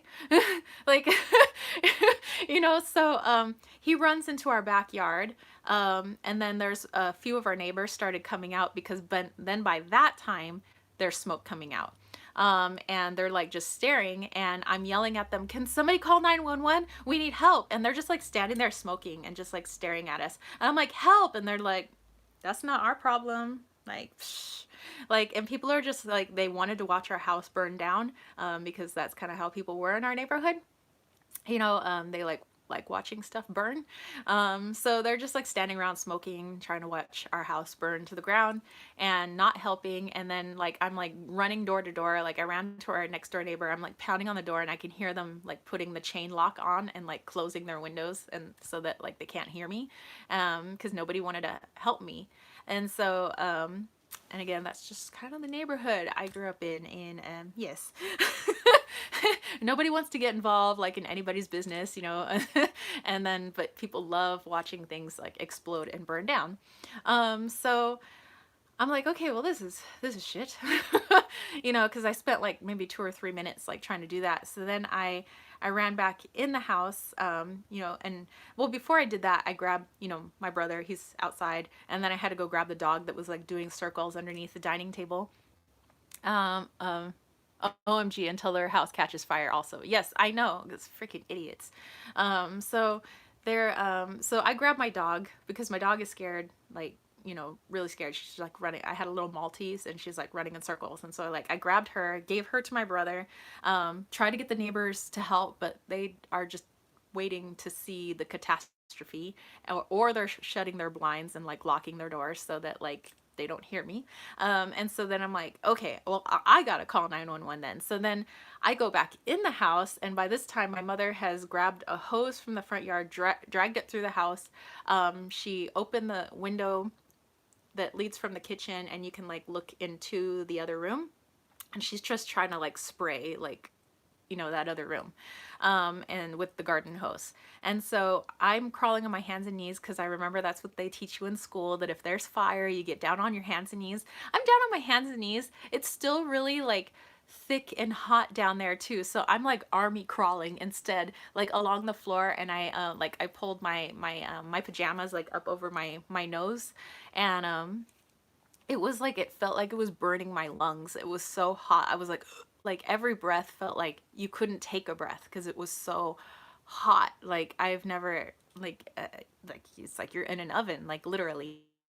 And so I'm army crawling, and I try to raise my arm up onto like where the uh our desk, like our living room desk, where we had like the cordless phone and the Rolodex and all that stuff. And so I go to grab the phone, and somebody didn't put the freaking phone back in the cradle. And I'm like, holy shit. So now I gotta freaking find the phone in the house. And so I'm like crawling all over, and I'm trying to feel like in the couch cushions, and I finally found the phone. I was like, yes. So I crawl back out, and I'm calling 911. I remember telling them like who I am. I'm 16 years old. you know, this is my address. My house is on fire. No, my mother's in the house. Like, she's trying to put out the fire. And then we have some man from across the streets in our backyard. And at this time, I can hear the windows exploding from that room in the back. And I thought that the man was breaking our windows, like so that he could put the hose in there. I learned later that it was so hot that all the glass was exploding, and it just like blew out all our windows because of the heat. And so the fire department eventually showed up. I remember I was scared at some point because they said they wanted to keep me on the phone, and they said, you know, try to get your mother out of the house. Is your brother safe? I said, yes, I'm safe. We just had like a little bit of smoke, I think. And then I hear the phone go, and I realized it's because the cradle melted. And so now the phone didn't work anymore. But at least they had our address, you know, so the fire department did show up. And then it was just like craziness. And then, you know, when the ambulance showed up and everything, my brother was sitting on the stoop and he was crying, and I was telling him it's gonna be okay, like it's okay. And he's like it's my fault, it's my fault. And I said, why is it your fault? I said, you didn't do anything. And he says, no, Grandma came in the night before. Remember when I called your name last night? That's because Grandma was in my room, and Grandma said that there was something bad that was going to happen tomorrow, and that I had to wake you up early because you would know what to do. And I was like, Grandma told you that? He's like, yeah. And I was like, well, I did have a weird feeling last night. And I was like, oh. And I said, but that's not your fault, like you didn't know. And he says, I should have woke you up sooner. I'm sorry, I was getting a drink of orange juice when I saw that there was something happening over there. And he was like, and then I looked down, and my brother had this like 3 black chars like on his like calf. And I was like, what is that? And he said that initially when he was getting his drink of orange juice, out of the corner of his eye he saw a flickering. He said at first he thought it was a spirit, but then he realized it was fire. And so my brother had tried to stomp out the fire himself. And so he originally had run into that room. Sorry, let me plug my phone in. He had originally run into that room, and the plastic that covered the pool table had melted, and it become like melted plastic on the ground. And my brother was trying to stomp the flames, and when he did, that plastic splashed up onto his leg, burning his leg. So he had 2nd and 3rd degree burns on his calf, which he did have some skin grafting done. And so he has like a little bit of patch of hair that his leg hair doesn't grow there now. But yeah, he says, and then after that happened, he realized his leg was on fire because it was like the burning plastic. And so then he says, I did what they tell you in school. I stopped, drop, and rolled. And he's like, and then, and like the fire wasn't going out. So I tried kind of putting it out with my hands, and like he burned his hands a little bit. He says, and then that's when I ran to your room. And that's when I told you that there was fire. And he says, but Grandma told me, and I should have told you. And I was like, it's okay, like it's okay, you know. So there was like that whole catastrophe. And then the uncle of, you know, my brother's friend across the street, you know, he was consoling us the whole time, like as soon as the ambulance came, and he was just asking if everything was okay, if there was anything else he could do. And then my mother asked him, you know, because my mom was like, she doesn't do well at stressful situations. Like she becomes like a basket case. Like she becomes like really freaked out, and she like spins out of control. And so once she had finally calmed down, she asked him, she said, how did you know to go into our backyard, and like, how did you know our house was on fire? You know, because I said he came over before there was smoke coming out. And he said, well, you know, I was laying in my bed, and I felt like I could hear somebody say that your neighbors need help. And so he goes, I believe deeply in angels and spirits. And he goes, I'm a religious man. And he says, and so I knew that my job was to help someone. So I came out of my house, and I just felt like I had to go to your house. And that's when I saw your daughter standing in the driveway, and I realized something must be wrong. And I just had a feeling like maybe it's fire. And so, yeah, so then I asked her where the hose was, and then I said, did you break all our windows? And he said, oh, no, I had to stand back because your windows were exploding. And he's like, but I put out the fire. And then he told me, he says, you know, he says, I guess somebody upstairs loves you. He says, and wants to protect you. And he said, and what's miraculous about him was that a month prior, he was supposed to have died from cancer, and he had this miraculous remission. And so, if that man would have died, he wouldn't have been able to come over when I was standing in my driveway to be able to help us put out the fire that was in that part of our house. Like, and then after the firefighters had like put out the fire, and after we went to the hospital and we were treated for our burns and smoke inhalation and all of that, and that was a whole thing, because I heard my brother screaming. Like, we went to they took us to Sharp Medical, because they have a burn unit, and my brother obviously had some pretty bad burns. My mom had pretty bad smoke inhalation. She burned her lungs a little bit, and because I was out of the house much sooner, I didn't have as much smoke inhalation. But I could hear my brother screaming because, you know, they have to, they gotta get the stuff off your skin. So my brother is like screaming and screaming, and I'm asking the doctors, who are like putting like tubes up my nose and down my throat, and they got like a camera and they're trying to look down my throat into my lungs, and I'm like, where's my brother? What have you done, my brother? And they're like, he's fine. And I can hear my brother going, Tara, Tara, and I can hear him crying like from, you know, down the hall, and I'm freaking out thinking they're hurting my brother. And I think I was probably already in kind of like a frenzied state because of everything that happened. So my brain goes into save everybody mode and survival mode, and I don't care about anybody else except like the people I need to help. And so so I think in my brain that the doctors are hurting my brother. So I'm yelling at them to get off of me, or I'm gonna hurt one of them. I was like, you let me go see my brother right now. And they're like trying to like hold me down, and I ended up kicking one of the doctors in the mouth. And so then after that, I felt them like jab something into my carotid artery, like right like there in your groin, and I felt like really relaxed afterwards. I was like, So I think they shot me up with something where they're like, she needs to calm the F down. Because I go into like, I'm gonna save everybody, save everyone. Like I'm this save everyone mode. My mom goes into freak out mode, but you know, and then my brother just like kind of crumbles and cries. So I was like, I gotta save my brother, and they like shot me up with something and like had me calm down. But but anyway, so when we went back into the house, you know, after, you know, it's now just charred. So that room was charred. And then there's like it looks like black cobwebs all over the house, but it's like from the ash and the smoke. That's what the firefighter said. And like all the walls are like covered in this like black grime, and it kind of stops kind of into the living room, and it didn't really go into the bedrooms too much. I mean, some of my stuffed animals had ash all over them. But like the paintings that were on our walls, they were fine. But like we had a bookcase and there was blinds on either side. The blinds were melted because of the heat, but the plastic picture frame that contained a picture of my brother and I was completely fine. There was other pictures, like the picture of my great grandmother was up on the wall. That was fine, but anything else plastic around it melted. The phone cradle right below it melted. The plastic cups in our cabinets melted.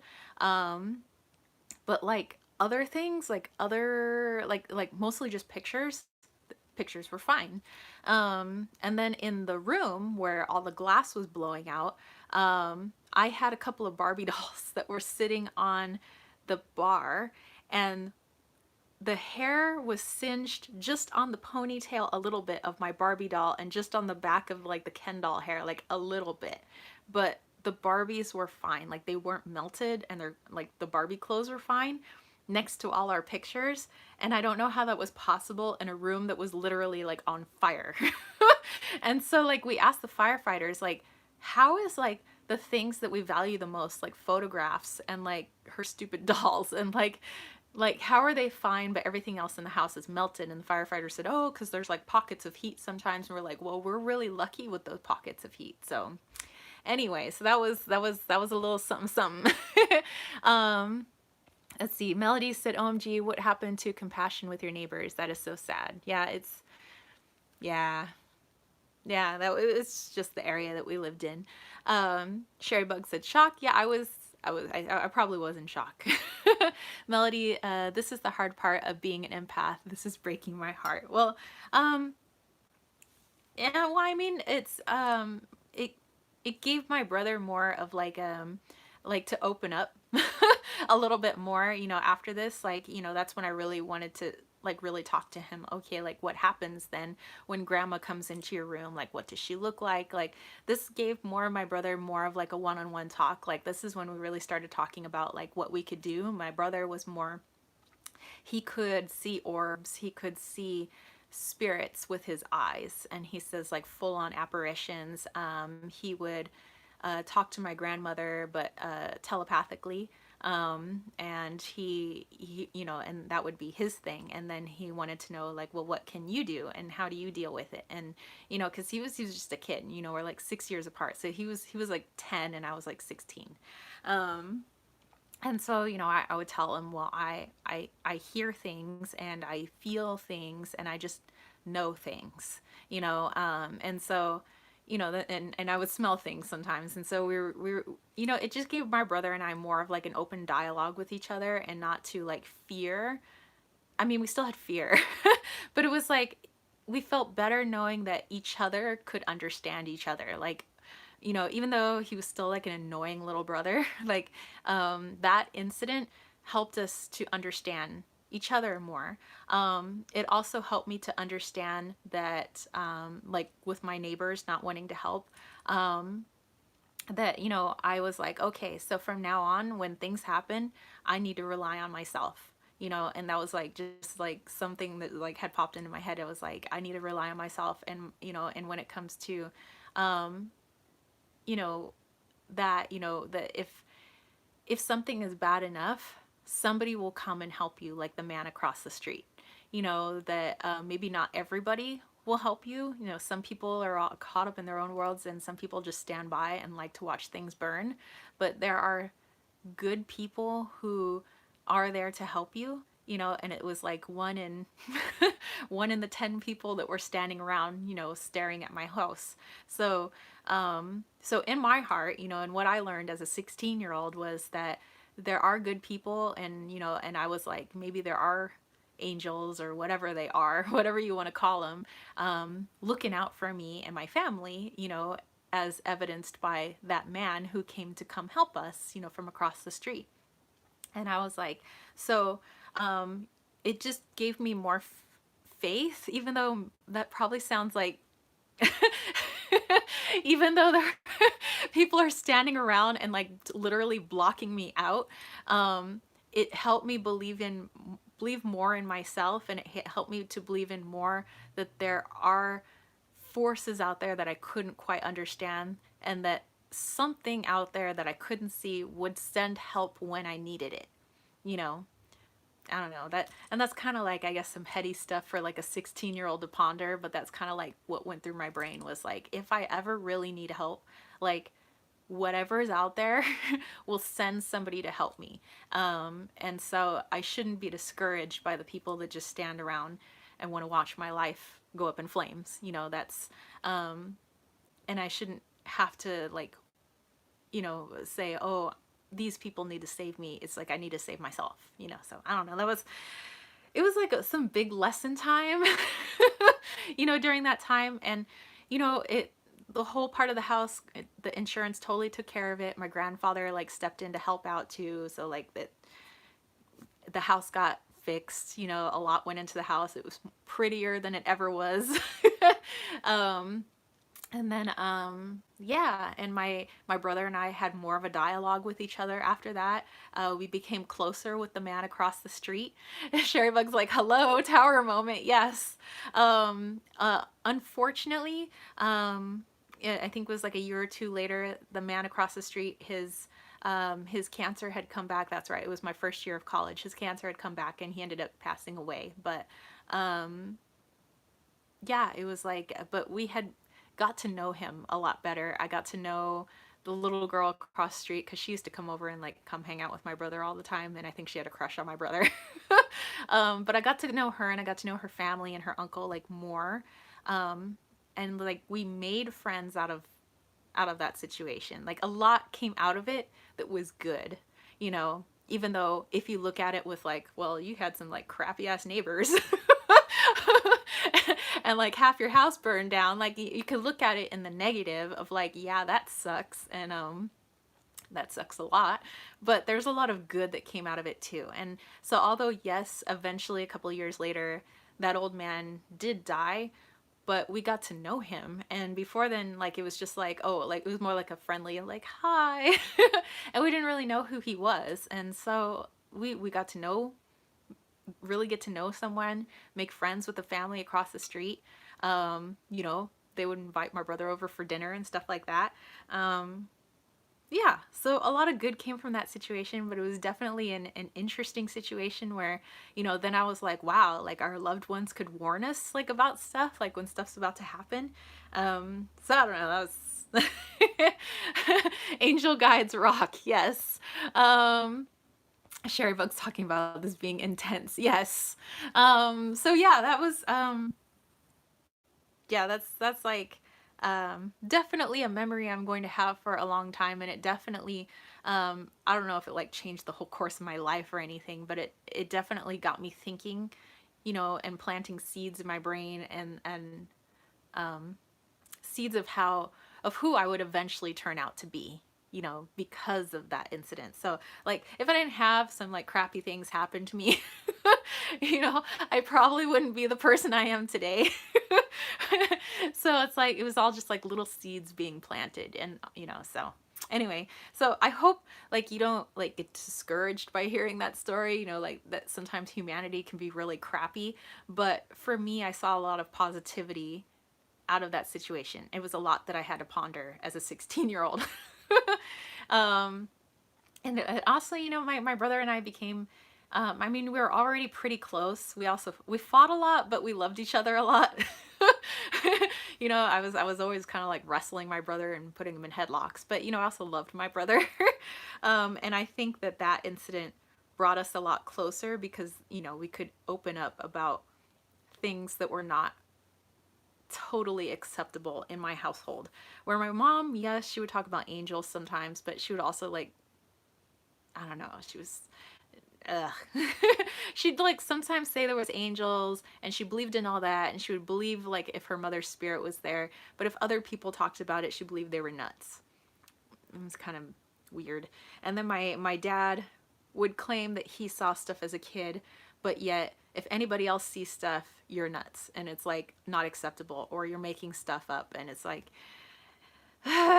you know. But his mother completely open about all that stuff, so she was also like kind of one of my mentors because she'd be like, oh yes, like, you know, in her kind of Mexican accent, she'd be like, she would talk about the, you know, the like the little boy that sometimes, you know, like comes through the hallway. And you know, so she believed there was like a little boy living in her house, you know, just, you know, so like I had, you know, one or two people in my family that was really open to all that. Everybody else in my family not open to all that. So yeah, just all stuff that, you know, makes me me. Okay, let me have some more tea. It is a little cold now, but that's okay. Iced tea is cool too. Okay, so we have 6 people in the room. I know we're at 102 minutes. Holy schmiz moly. So here's what I want to do to make it like an extra like special live chat before we get into Samhain and all that stuff. See, I don't know how well I'd be able to do this, you know, to try, because I want to try to connect to someone for every person in the room, because I knew that maybe by this time there wouldn't be a lot of people in the room, which would be fine. I mean the live chat room here. So I want to, like, you know, connect with a fur baby or connect with somebody, you know, maybe not somebody that you ask for, just like see who pops up. But I don't know how well I'd be able to do that, like one right after another. So what I was thinking was, you know how I did the chakras before, where I looked into your, I think I looked into your third eye chakra, and then I looked in, I think before that was like the heart chakra. And I'm trying to figure out, like, those of you who maybe know the chakras really well, like I kind of have, like, you know, a basic knowledge of the chakras, and I kind of have like my own interpretations for them. But if you like could say, which chakra do you believe your loved ones are connected to? Like, is it your third eye, or would it be your crown? Because I've been thinking like crown, maybe. Um, excuse me. So like, I think it would be easier for me if I went into one of your chakras and then try to connect with one of your loved ones that way, because it's less draining on me to than just like trying to go like boom, next person, boom, next person, like, you know, trying to connect with your loved ones. So okay, you guys give suggestions. Which chakra do you think is the best for me to look into, and then try to contact one of your loved ones that way? Okay, so Sherry Bud Sherry Bug says, I think it would be crown or heart. Bella said they're not, no, they're not connected to a chakra. Sherry Bug said memory or feeling.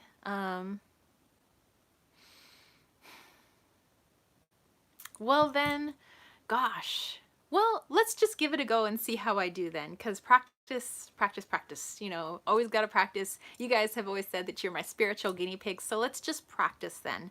I'm just going to try my hardest to latch onto your energy, and then through your energy, because, you know, like Bella said, I guess loved ones can't really come through your chakras. Then I'm just gonna do what I do naturally, which is I'll latch onto your energy and then try to pull, using your energy, somebody who's connected to you. So yes, New Age spiritual guinea pigs. Yeah. Okay, so let's do that. So if you're game to let me at least try, so I'm not saying I'm gonna be like perfect, but you know, I want to try, then just post that, you know, that yes, please try to use my energy to make contact with somebody. And then New Age, if you don't mind maybe taking their names, just kind of like you would if I was pulling a card for them, and we'll just see how I do. You know, I'm just gonna try. Okay. Okay, I'm gonna use my my, it's like hematite and like bronze, tiger iron. That's what this is, tiger iron. So I'm just gonna like calm myself down right now, because I am so hyped up on energy that I need to calm down. So okay, so New Age Lunatic, do you mind grabbing their names, and then yeah, we'll just see what happens. Best way to is to call your guide to help you connect. Okay.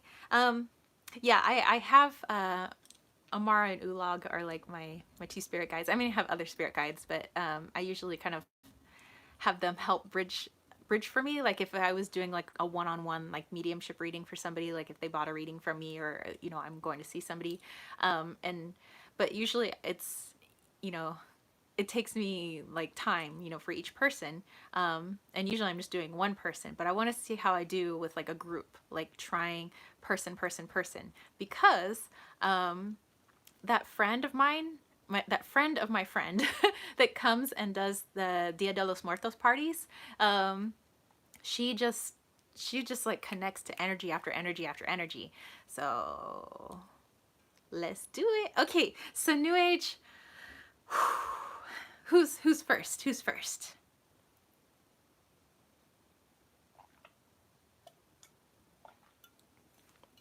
Good thing I ate a little bit before this.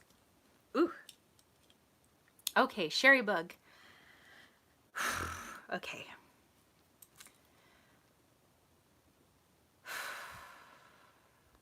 Okay, so Sherry Bug, all I'm going to be doing right now is just connecting to your energy and using my guides to connect to your energy and your guides, and we'll see. And you know, nobody's like mentioning who they want to connect with. and that's good. I just want to see who pops up. It could be a spirit guide, but I'm going to actually specifically ask for somebody that you know, whether it's a fur baby or it's a person.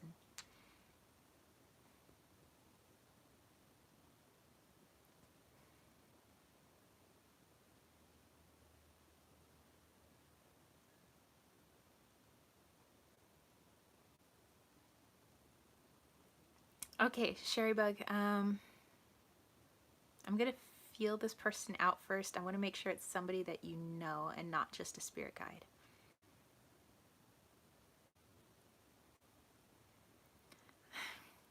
Okay, so Sherry Bug, this is kind of interesting.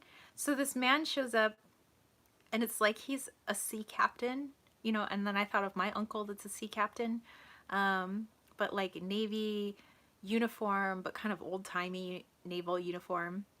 And at the same time, I'm hearing SpongeBob SquarePants. So like it was like, oh, who lives in a pineapple under the sea? SpongeBob SquarePants. So I'm like hearing that, because I'm thinking like the sea, and I'm just seeing this, and I've got a cool breeze on my face right now. Whew.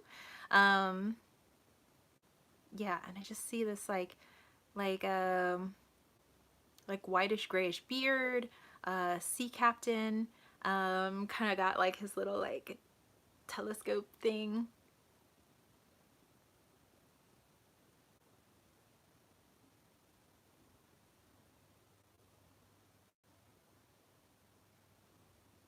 Um,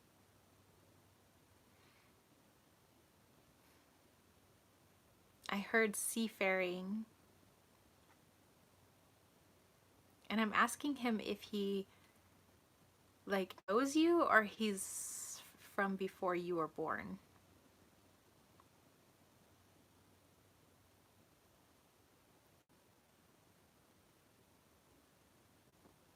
Okay. He's saying correction, not seafaring. He says you're like a little sea fairy. So he's calling like you like a little sea fairy.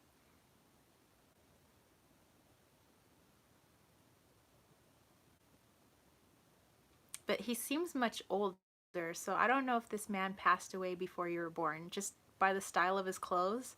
Um, this looks like sea captain circa early 1900s, going into like 1920s. So like 19 teens to the 1920s type outfit.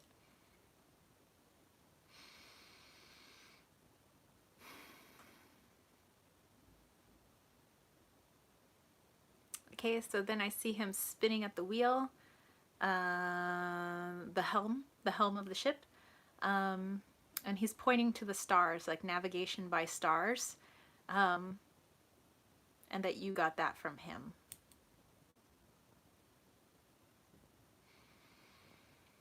Okay. Okay. Whew.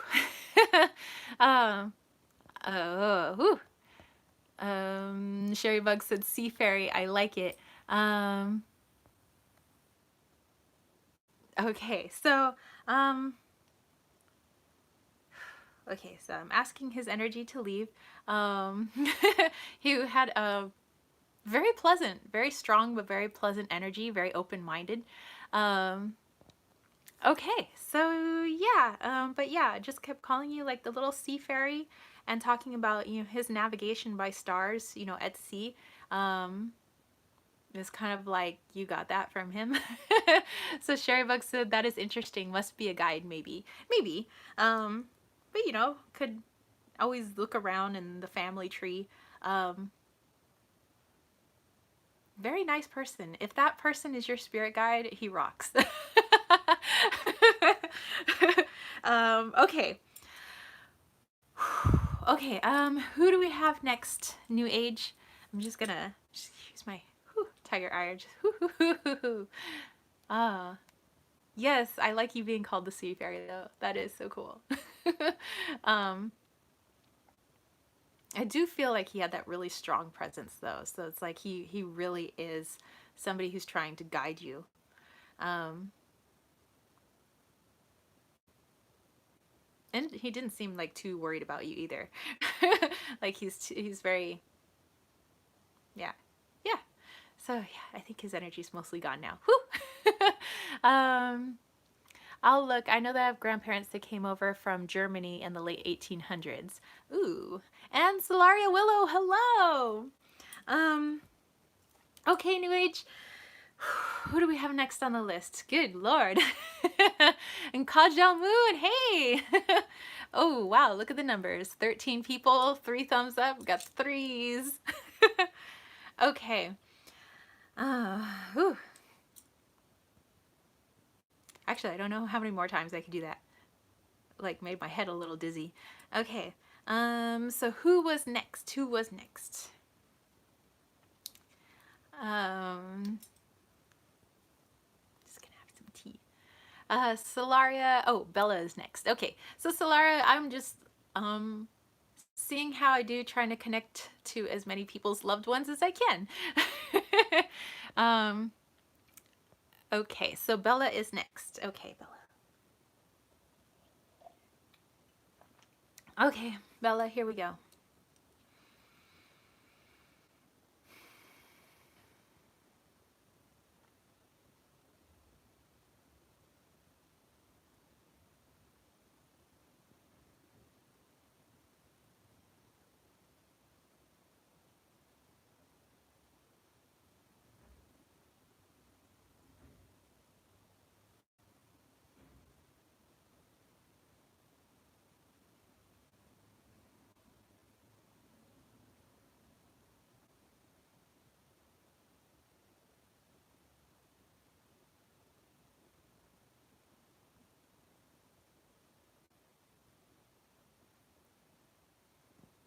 Okay, Bella. So I'm almost seeing like this is kind of an intense energy, very old energy. Um, it's like there's like a dog, but I think the dog is connected to this old lady. So this dog is kind of like, what do you call that dog? It's a bloodhound. Yeah, because it's got like the droopy eyes, everything's droopy. I'm like, what kind of dog is that? It's a bloodhound. Okay, it's a bloodhound. Or like, yeah, bloodhound. Um, and just like kind of like chilling by this fireplace. And I can't see the old woman that's by him, but I know she's old because I can see her hand. Her hand is petting this dog. And she's like, Bella, look into his eyes. She says, there you'll find his answers if you just look into his eyes.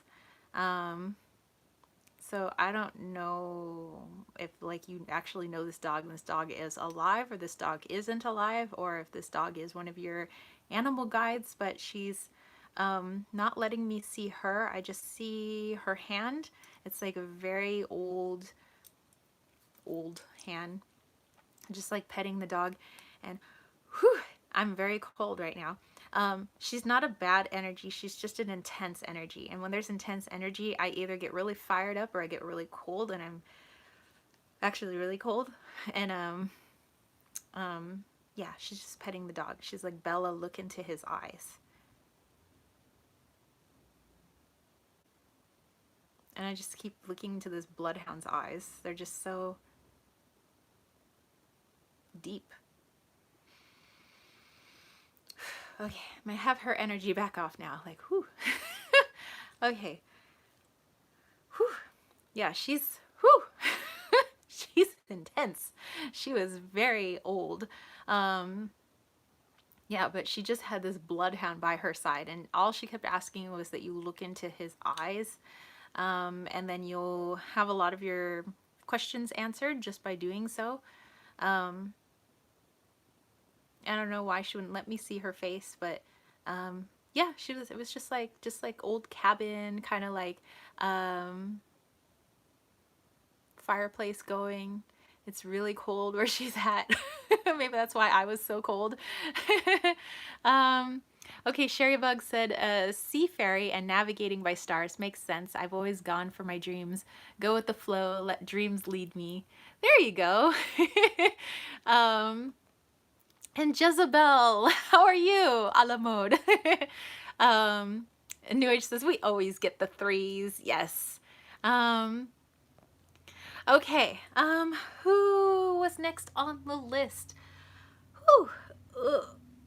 Bella, I don't know if that makes any sense to you with the old woman. My back felt like it was starting to hunch. And the bloodhound. So that was interesting. Very, very, very interesting. We've almost gone for like 2 hours, people. Like, I might just be able to do a few more because this is like, woo. um, okay. All right, New Age. I'm going to have some more tea and then you let me know who's next on the list.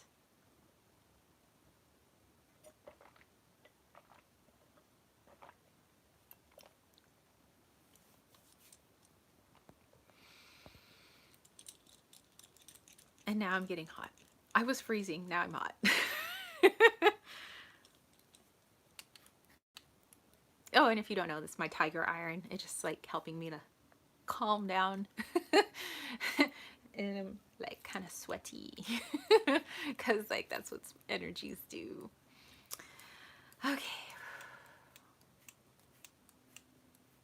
Just calming down, calming down.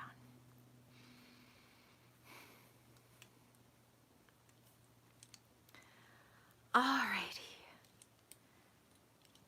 So, my back. Okay. Okay, so Jezebel, New Age is making up our list, but we'll see how many more I can do because it's like kind of takes a lot. Just like my body feels weird. Like I think my energy is okay. It's just my body feels weird, like sore. Like my body feels sore. I feel like I just worked out really hard. I don't know. That's kind of weird. My body's never really felt sore like doing that, but that's interesting. Okay. So who do we have? All right, New Age said, "Me, please. Do you want to stop after because we don't want to drain you?" No, I'm okay. It's just my body feels like I've worked out really hard. But I'll let you know. I'll let you know when I want to stop because I Sherry Bug, do you think that when a medium sees people in their mind's eye, it's what the person really look like or more a mental personification? I think it's more mental personification. I don't think I actually see what people look like. I think I get bits and pieces of like their personalities or like, you know, if I said like intense green eyes, maybe they kind of had green eyes, but I don't really know what those green eyes look like, you know, kind of thing. Okay, so New Age. Here we go, you and me.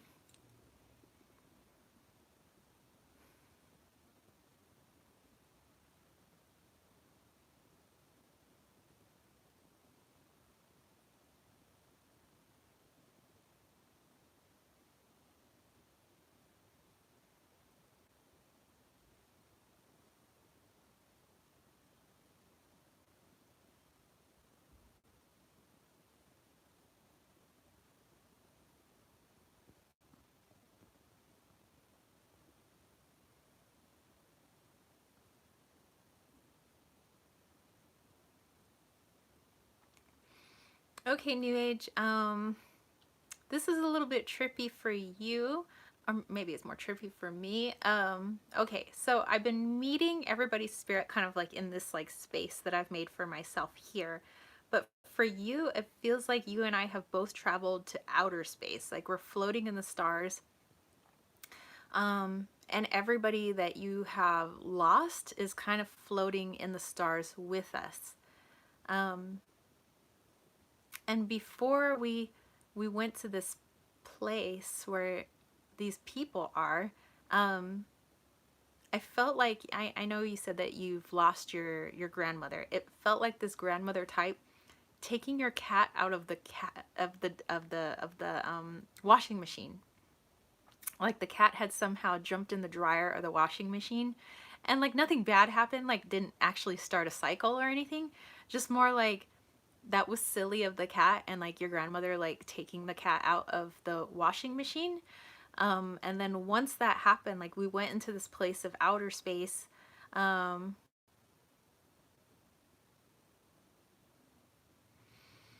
and the old woman, which I'm guessing is your grandma, is trying to tell me that because she's like sitting on a crescent moon, or like kind of like a representation of a crescent moon, and she's saying that's because when when she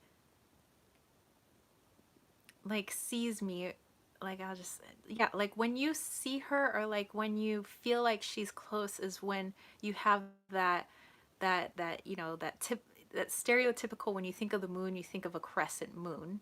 um and she's saying, so when she sees the crescent moon is when she feels closest to me. um so just letting you know that she's sitting on the moon, kind of like, you know, you ever seen those Miller High Life ads with the girl in the moon?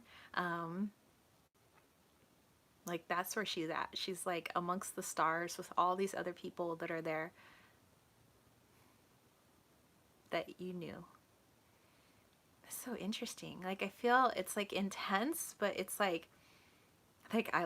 want to cry because I feel like she's my grandma. But yeah. So yeah, when you look up to that crescent moon, I guess that really is her. um, yeah, just like I guess that connection, moon, crescent moon, her. Um, okay. New Age said, okay, we'll go steady. um, okay, Bella and Sherry Bug are talking. Wow, that was like an interesting place we went to. It was like we were just kind of floating in like deep space, but there was like all these stars, and it was just like these like energies that were people, just kind of like a few of them floating there, but like super happy to see you and me. Um, but me being more like the guide bringing you. So that was interesting. And then to have like your grandma like just like um chilling on the crescent moon. Sorry, I'm like looking over. There's like so many crows outside my window right now. Like big crows. These are the big crows, like that look like condors. They're so big. Um, whew. So yeah, let me know if that made any sense. So yeah, the pulling the cat out of the washing machine, like being silly, like your grandma pulling him out, and then we're like in outer space, and like your grandma's sitting on the moon. Like yeah. um so yeah, let me know if that makes any sense. And then yeah, then we'll do we'll do a few more. You know, maybe I'll go with 3. Yeah, we'll do like a few more. um and I want to do something cool for Halloween too. Like I want to do like I don't really know how to do a Google Hangout. Like, I don't know if you could do that with your phone or if you have to do that on the computer. And I think with Google Hangouts, oh, or maybe we could just do something on Instagram. I know that on Instagram, you could do like Instagram lives, and like you can have people join in the Instagram, and we can all like talk and see each other. So that might be kind of cool. Sherry Bug said, okay, I've got to go. Maybe taking my friend's German Shepherd. Oh, that's nice. Okay. New Age said, I changed my profile picture on a different social media to a woman on a moon an hour before this live chat. It was a crescent moon. Cosmic sisters! Oh my god, that is so cool. Wow. Okay, so that's probably confirmation from your grandmother by using that to let you know that she's there with you. You know, she saw that. I obviously haven't seen that. But yeah, she saw that. Therefore, you know, she's telling me through that that's her, that she's here. So wow, wow, wow, that's pretty cool. um, okay. So did we have somebody else on the list? Like I said, maybe we'll do like 3 more. I don't want to make this an extremely long live chat. um, so yeah, and we'll yeah, I'm gonna think of maybe doing like an Instagram live for Halloween or something like that, or maybe after Halloween or day before Halloween, and then we can all like chat. You know, maybe I'll post a video if I'm gonna do something like that, saying, hey, everybody head like over to Instagram. We'll go do something like that. Or if I can figure out Google Hangouts, like we'll do that too. We'll see, because I'm gonna do something special for Samhain. Okay. Okay, so Solaria said I would be totally down for a group thing for Halloween. Yes, faux show. I just gotta figure out how to do that. Okay. Who do we have next on the list? We'll try to give it a go.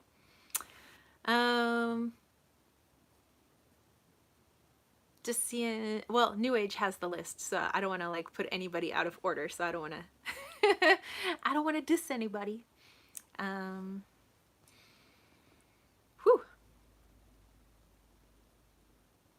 Yeah, we'll do like 3 more. And then we'll do our healing, and then we'll call it a day. I know this one's been really long. Okay.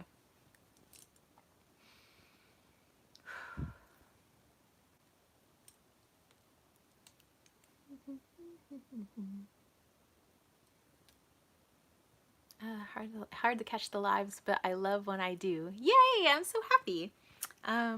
So you know, I know New Age is like she's trying to coordinate life over there while still just you know trying to help, which I appreciate her so much, you know, being moderator on this, you know, for my live chats.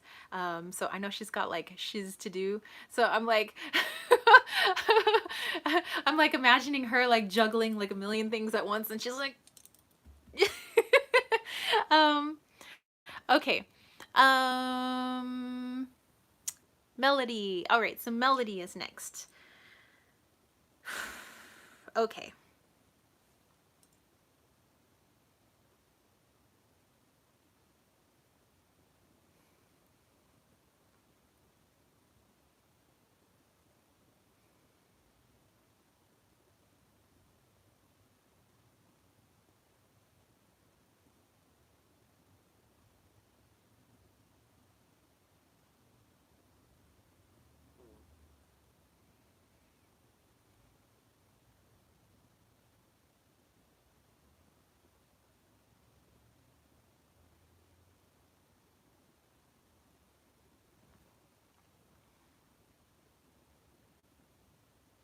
Okay, Melody. I was kind of like seeing the music video. I think it's by Enigma. Return to Innocence, and then I was hearing some Enya playing too. And the white horse from the music video comes out and is like staring me right in the face. There's like this white horse, and I'm just like, is this a real horse? Like, like, is this somebody that, like, are you a horse that Melody knew, or like, are you her spirit horse? Okay, so now I'm seeing it dropping the white and turning into a brown horse with like a black or dark brown mane. I don't know if you live where there are horses. Um, but this is the only energy that's coming through, is this horse. And then I saw one of those, you know, it's like a little carousel thing, and you like put the harness on the horse, like with this thing, and it's like you walk your horse around in this circle, usually when they're like doing some sort of rehab. Um,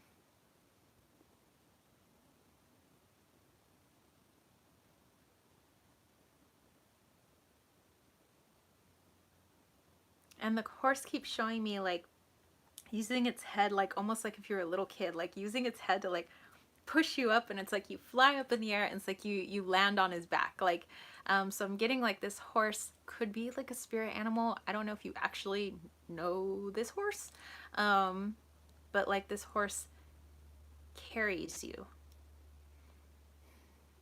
like carried you and carries you now, but like came across as like a white horse, and then it's like, no, I'm actually a brown horse.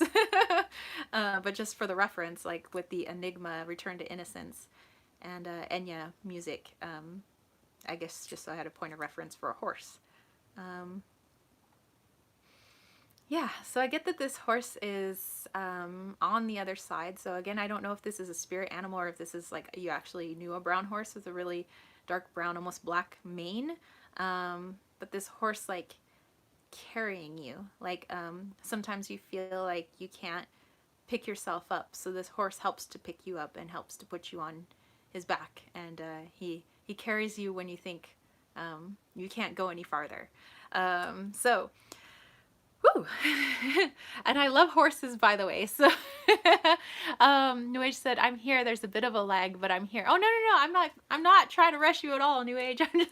I know that you like, I've been on for a long time. I know you got shiz to do. And it's like amazing that like whatever you're like juggling and trying to like help out at the same time. So I really do appreciate you. Bella, okay, gotta get back to Kelly. Tara, maybe we can catch up this week. Love ya. Love you too, and I hope you have an excellent week. Yeah, and I'm gonna go catch Kelly's thing too. I'll probably watch the replay too. So, okay, so Melody, let me know like what that meant to you. And then New Age, you just let me know who's next. Whew. Oh, my leg. Oh. Okay, we'll do a couple more. Like, not trying to be sweaty.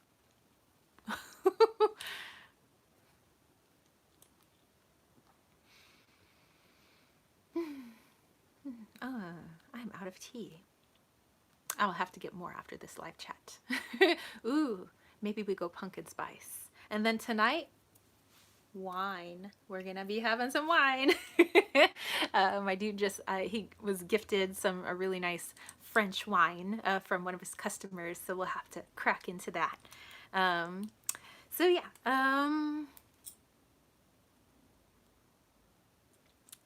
See who's next. Make sure I haven't missed any comments. Bella said, oh, I know Bella's gone, but she said she'd be 51 next Saturday. Oh, you know, now I'm like thinking of ages. I'm like, well, you know, like 50 is like really not that old. Like, I'm like, now I'm like 100. I'm like, if you're 100, you've lived a good long time. So now when like, you know, people are like, oh, like they were old, they were like 50 or 60. I'm like, you know, compared to 100, that's really not that old. That's like, you still have like, if you're 60, you still have like 40 years in front of you. Like that's like really not that old. Like, you know, I just see like age like so differently now. I'm like, you know, if I'm like almost 40, like that's really not that old. Like I have like so many more years. um Solaris said, cross-legged sitting always puts my leg to sleep. I know. I'm like, wake up. Okay, New Age said, Wazi magic is next. All right. Here we go. I'm trying to keep it to not spirit guides so that you guys know who these people are. Okay. But, you know, all good practice. All good practice. And I appreciate you guys for being my spiritual guinea pigs, by the way. I appreciate it much, much.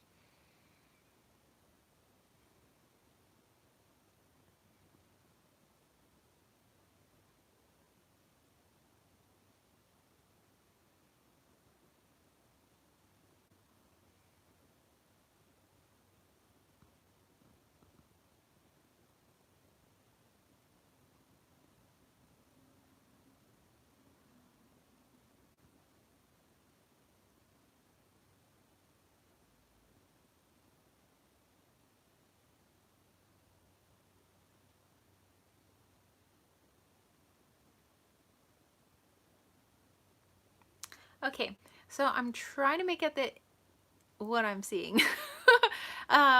So like, you know, for me, when I create my space, everything is bright white. All my guides that are here are like either clothed in white or they just illuminate.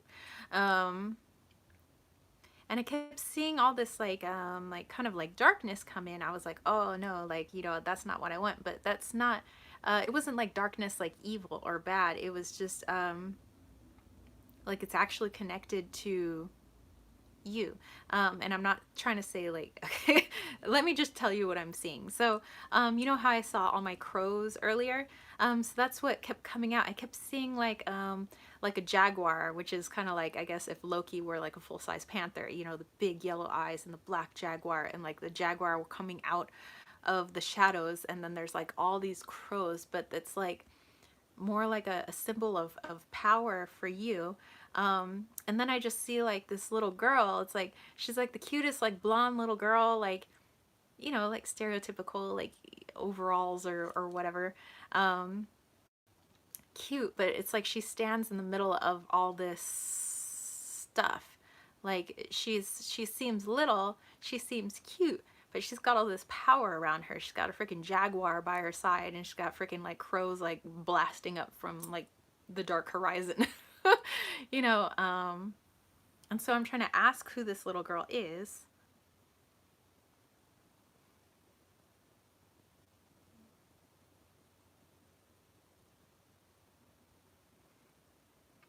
Yeah, that's all I keep getting is like just this a source of power. Um, Not to be messed with. She's definitely not like it's like that what's that from Shakespeare? Though she be but little, she is fierce. um yeah, there's just like that's like you somehow, but somehow like this little girl, I don't know if she's actually your guide or like this is all your guides, but I'm like trying to be like, do you know this little girl? Like who are you, this little girl? um and it's just like they won't let me see anyone or anything else because this is what you need to hear. You need to hear about the little girl with like the little blonde braids and the little overalls, and she's standing with this panther that just is twice, 5 times her size, you know, and just all these black crows and just magic, transformation, power. Um, yeah, it's just like I guess it's just something that you need to hear. But I'm not really sure if you know who that little girl is, or if you know it as a guide, or but yeah, I just that's I couldn't see anything else. That's all I can see. Whew, my goodness. um Hold on, let me go back and see. Um Okay, Wazzy Magic was like, yes! New Age, I need to hunt down some pumpkin spice tea. Republic of Tea makes really good pumpkin spice tea.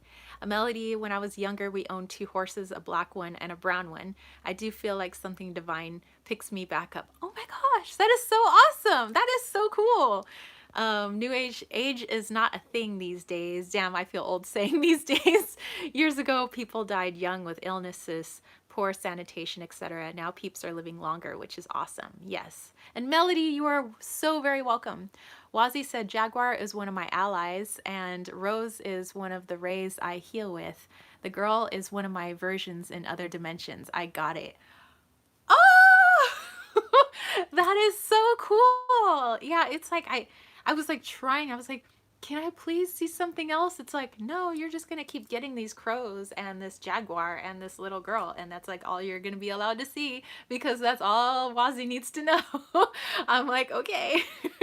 So yay, I'm glad all that resonates. um let's just do one more. So yay. Let's do one more because um yeah, my body's feeling just a little too sore now. I'm getting really dizzy now, and I'm starting to get really hungry now too. Because I don't know, like my metabolism speeds up with all this stuff. Like it would be interesting to see like if you like put all like science was like had me all hooked up and like decided to see what my body's doing when I like tap into energies. Like, does my metabolism actually speed up? Because I feel like it does. And then I get super hungry. um so yeah, and then I'll go eat, and well, we'll do our healing and then I'll go eat and all that stuff. And my plan is to figure out what I want to do for like Halloween or the day after, like during Dia de los Muertos or like the day before. But I'll definitely let you guys know. I'll make a video, I'll post it, be like, hey peeps, this is what we're doing. We'll all hang out. We could do like an Instagram live, we could do Google Hangouts if I can figure that out, you know. And yeah, we have a good time. Okay, so yeah, let's just do one more. And so I'm sorry if, you know, there was more people on the list, or maybe there's no more people on the list, but if there were more people than the one more person that I'm going to do, you know, maybe we can try you again, like during, when we do our Halloween special. Uh, New Age said, I'll look that tea brand up. I've never seen that here. You can find them online. Republic of Tea. Yeah, Republic of Tea. They make really, really good teas. That's what's mostly in our tea cabinet. We got that. I love the double matcha green tea. Okay, so New Age, let me know if we have at least one more person on the list, because I think one more, and then we'll do a healing. So again, it's not because I want to ditch all the other people on the list if there were more people. But just I'm getting a little I'm getting a little whew. um, oh wow, it's almost 1 o'clock. Like holy schmolies. Yeah, we don't want to break me. Oh, I think I just popped my back. Oh. Okay, Unamas. And then we do our healing. Do we have more people? New Age? Like any, or was that it? Was Wazi the last one? I'm like, well, I don't want to sit on my feet because if I, whoa, no. I don't want to sit on my feet because then I'm be out of the picture here. Okay. Now I'm like burning. That's what happens when I get like so much energy. Where is my panther? I think he went to his bedroom and went to bed.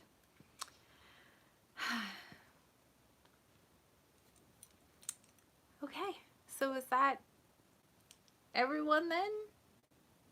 Because otherwise we could do one more. Okay, Kajal. Okay, Kajal Moon. Okay, so Kajal, you will be our last person, and then yeah, and then we'll do a healing. So if there was other people on the list, I'm sorry. I'm just, you know, if I tried to push on, I think past one more, I don't think it would be that good for you, and I don't want to give like a half, you know, connection for someone. You know, I want the connections to be meaningful and I want them to be powerful. So don't want to attach my name to anything that is ever half-assed, you know. Okay. Okay, Kajal, here we go.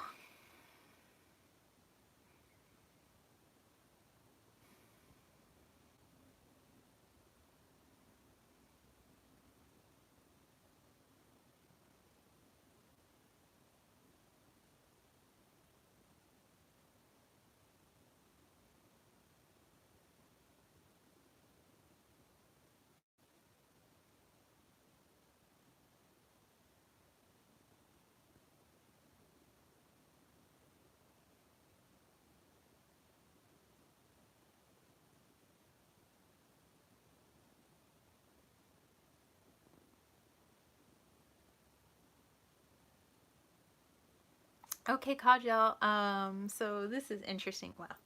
Sorry, I thought there was a cat going across my back and there was no cat. It's probably our old cat. Hey, Presley. Okay, Kajal, so um, Backstreet Boys started playing I Want It That Way.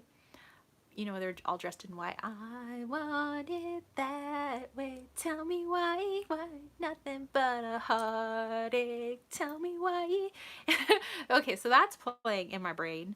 And I saw this young man, like I kind of got the feeling this song is connected to this young man, like he's in high school or he's in college, kind of like young guy. But he's wearing white, like the Backstreet Boys are wearing white in that song. And either that song is from the era that this guy passed away, or when you hear that song, it just is like, but it makes it sound like it's humorous though. Because he's like smiling and like laughing, like playing that song. It's like amusing to him. So, so yeah, so it's just, I just keep seeing this like, okay, but let me try to get a message from him. Or maybe that is part of the message. It's just like Backstreet Boys. He thinks it's hilarious. But he's like, I'm getting a feeling like he was young. I hope this isn't another guide, but maybe hopefully this is a person that you knew.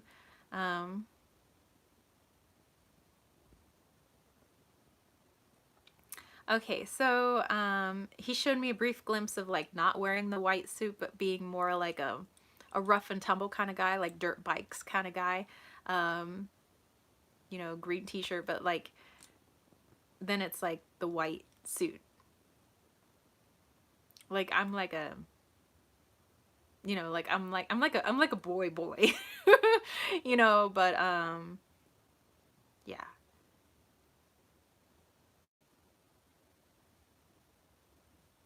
And I kept hearing the part of the song. It says, "Ain't nothing but a heartache." So I keep hearing like heartache.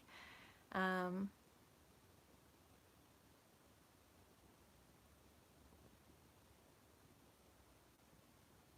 I don't know. Like maybe I don't know if you hear the Backstreet Boys and you think of somebody, or if somebody's like, and you hear that song, like, think of me. Innocence, I love that song. Um, New Age said, when we started, there was only a few of us, and this does take a lot. Um, oh, yes, but I do have an Etsy shop. Thank you for posting that. Melody says, beautiful. So yeah, Kajal, just let me know, like, what that means. Um, Seemed like he'd been out in the sun a lot. He's like kind of tan, like guy, dirt biking or quads, like. But he seemed like a young guy, like either this like maybe senior in high school, could be like college age. Yeah, but just being in the suit with the Backstreet Boys. So I don't know, that's kind of odd, but somehow this is like a funny, like not like to be taken seriously, like this is like a funny that he was making.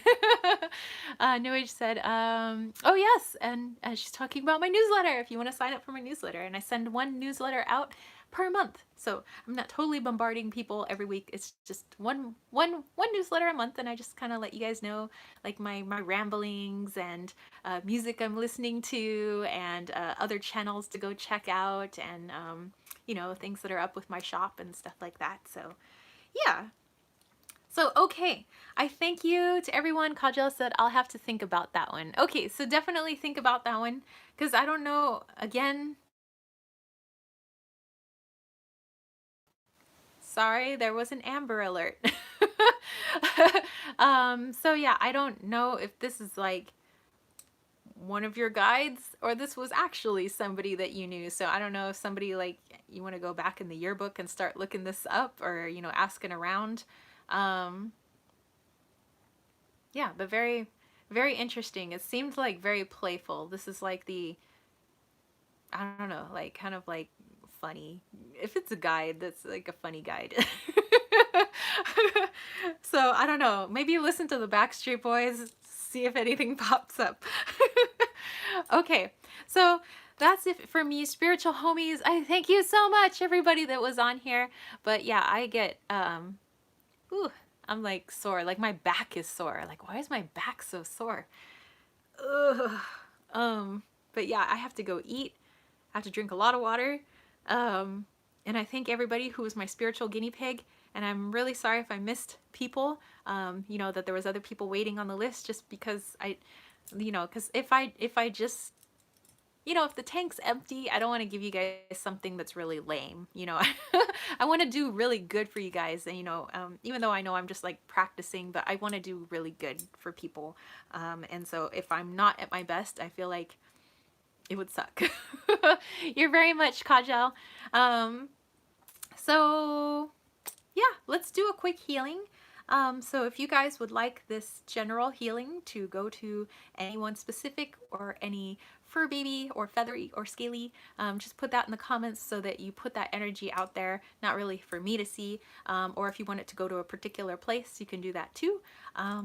Yeah, and I just call in all my guides, and I call your guides to help me, and I just send good juju your way. So you can leave now if you wish, that's fine. Go about your day. My gosh, I mean, it's like after 1 o'clock. Go about your day. And yeah, I thank everybody for tuning in. All you have to do is just say that you are open and you receive the energy, and that's all you have to do. You could say it verbally, you could say it in your brain, you could say it in your heart, whatever you want to do. And yeah, and I thank everybody who came. Yay! All right, here we go.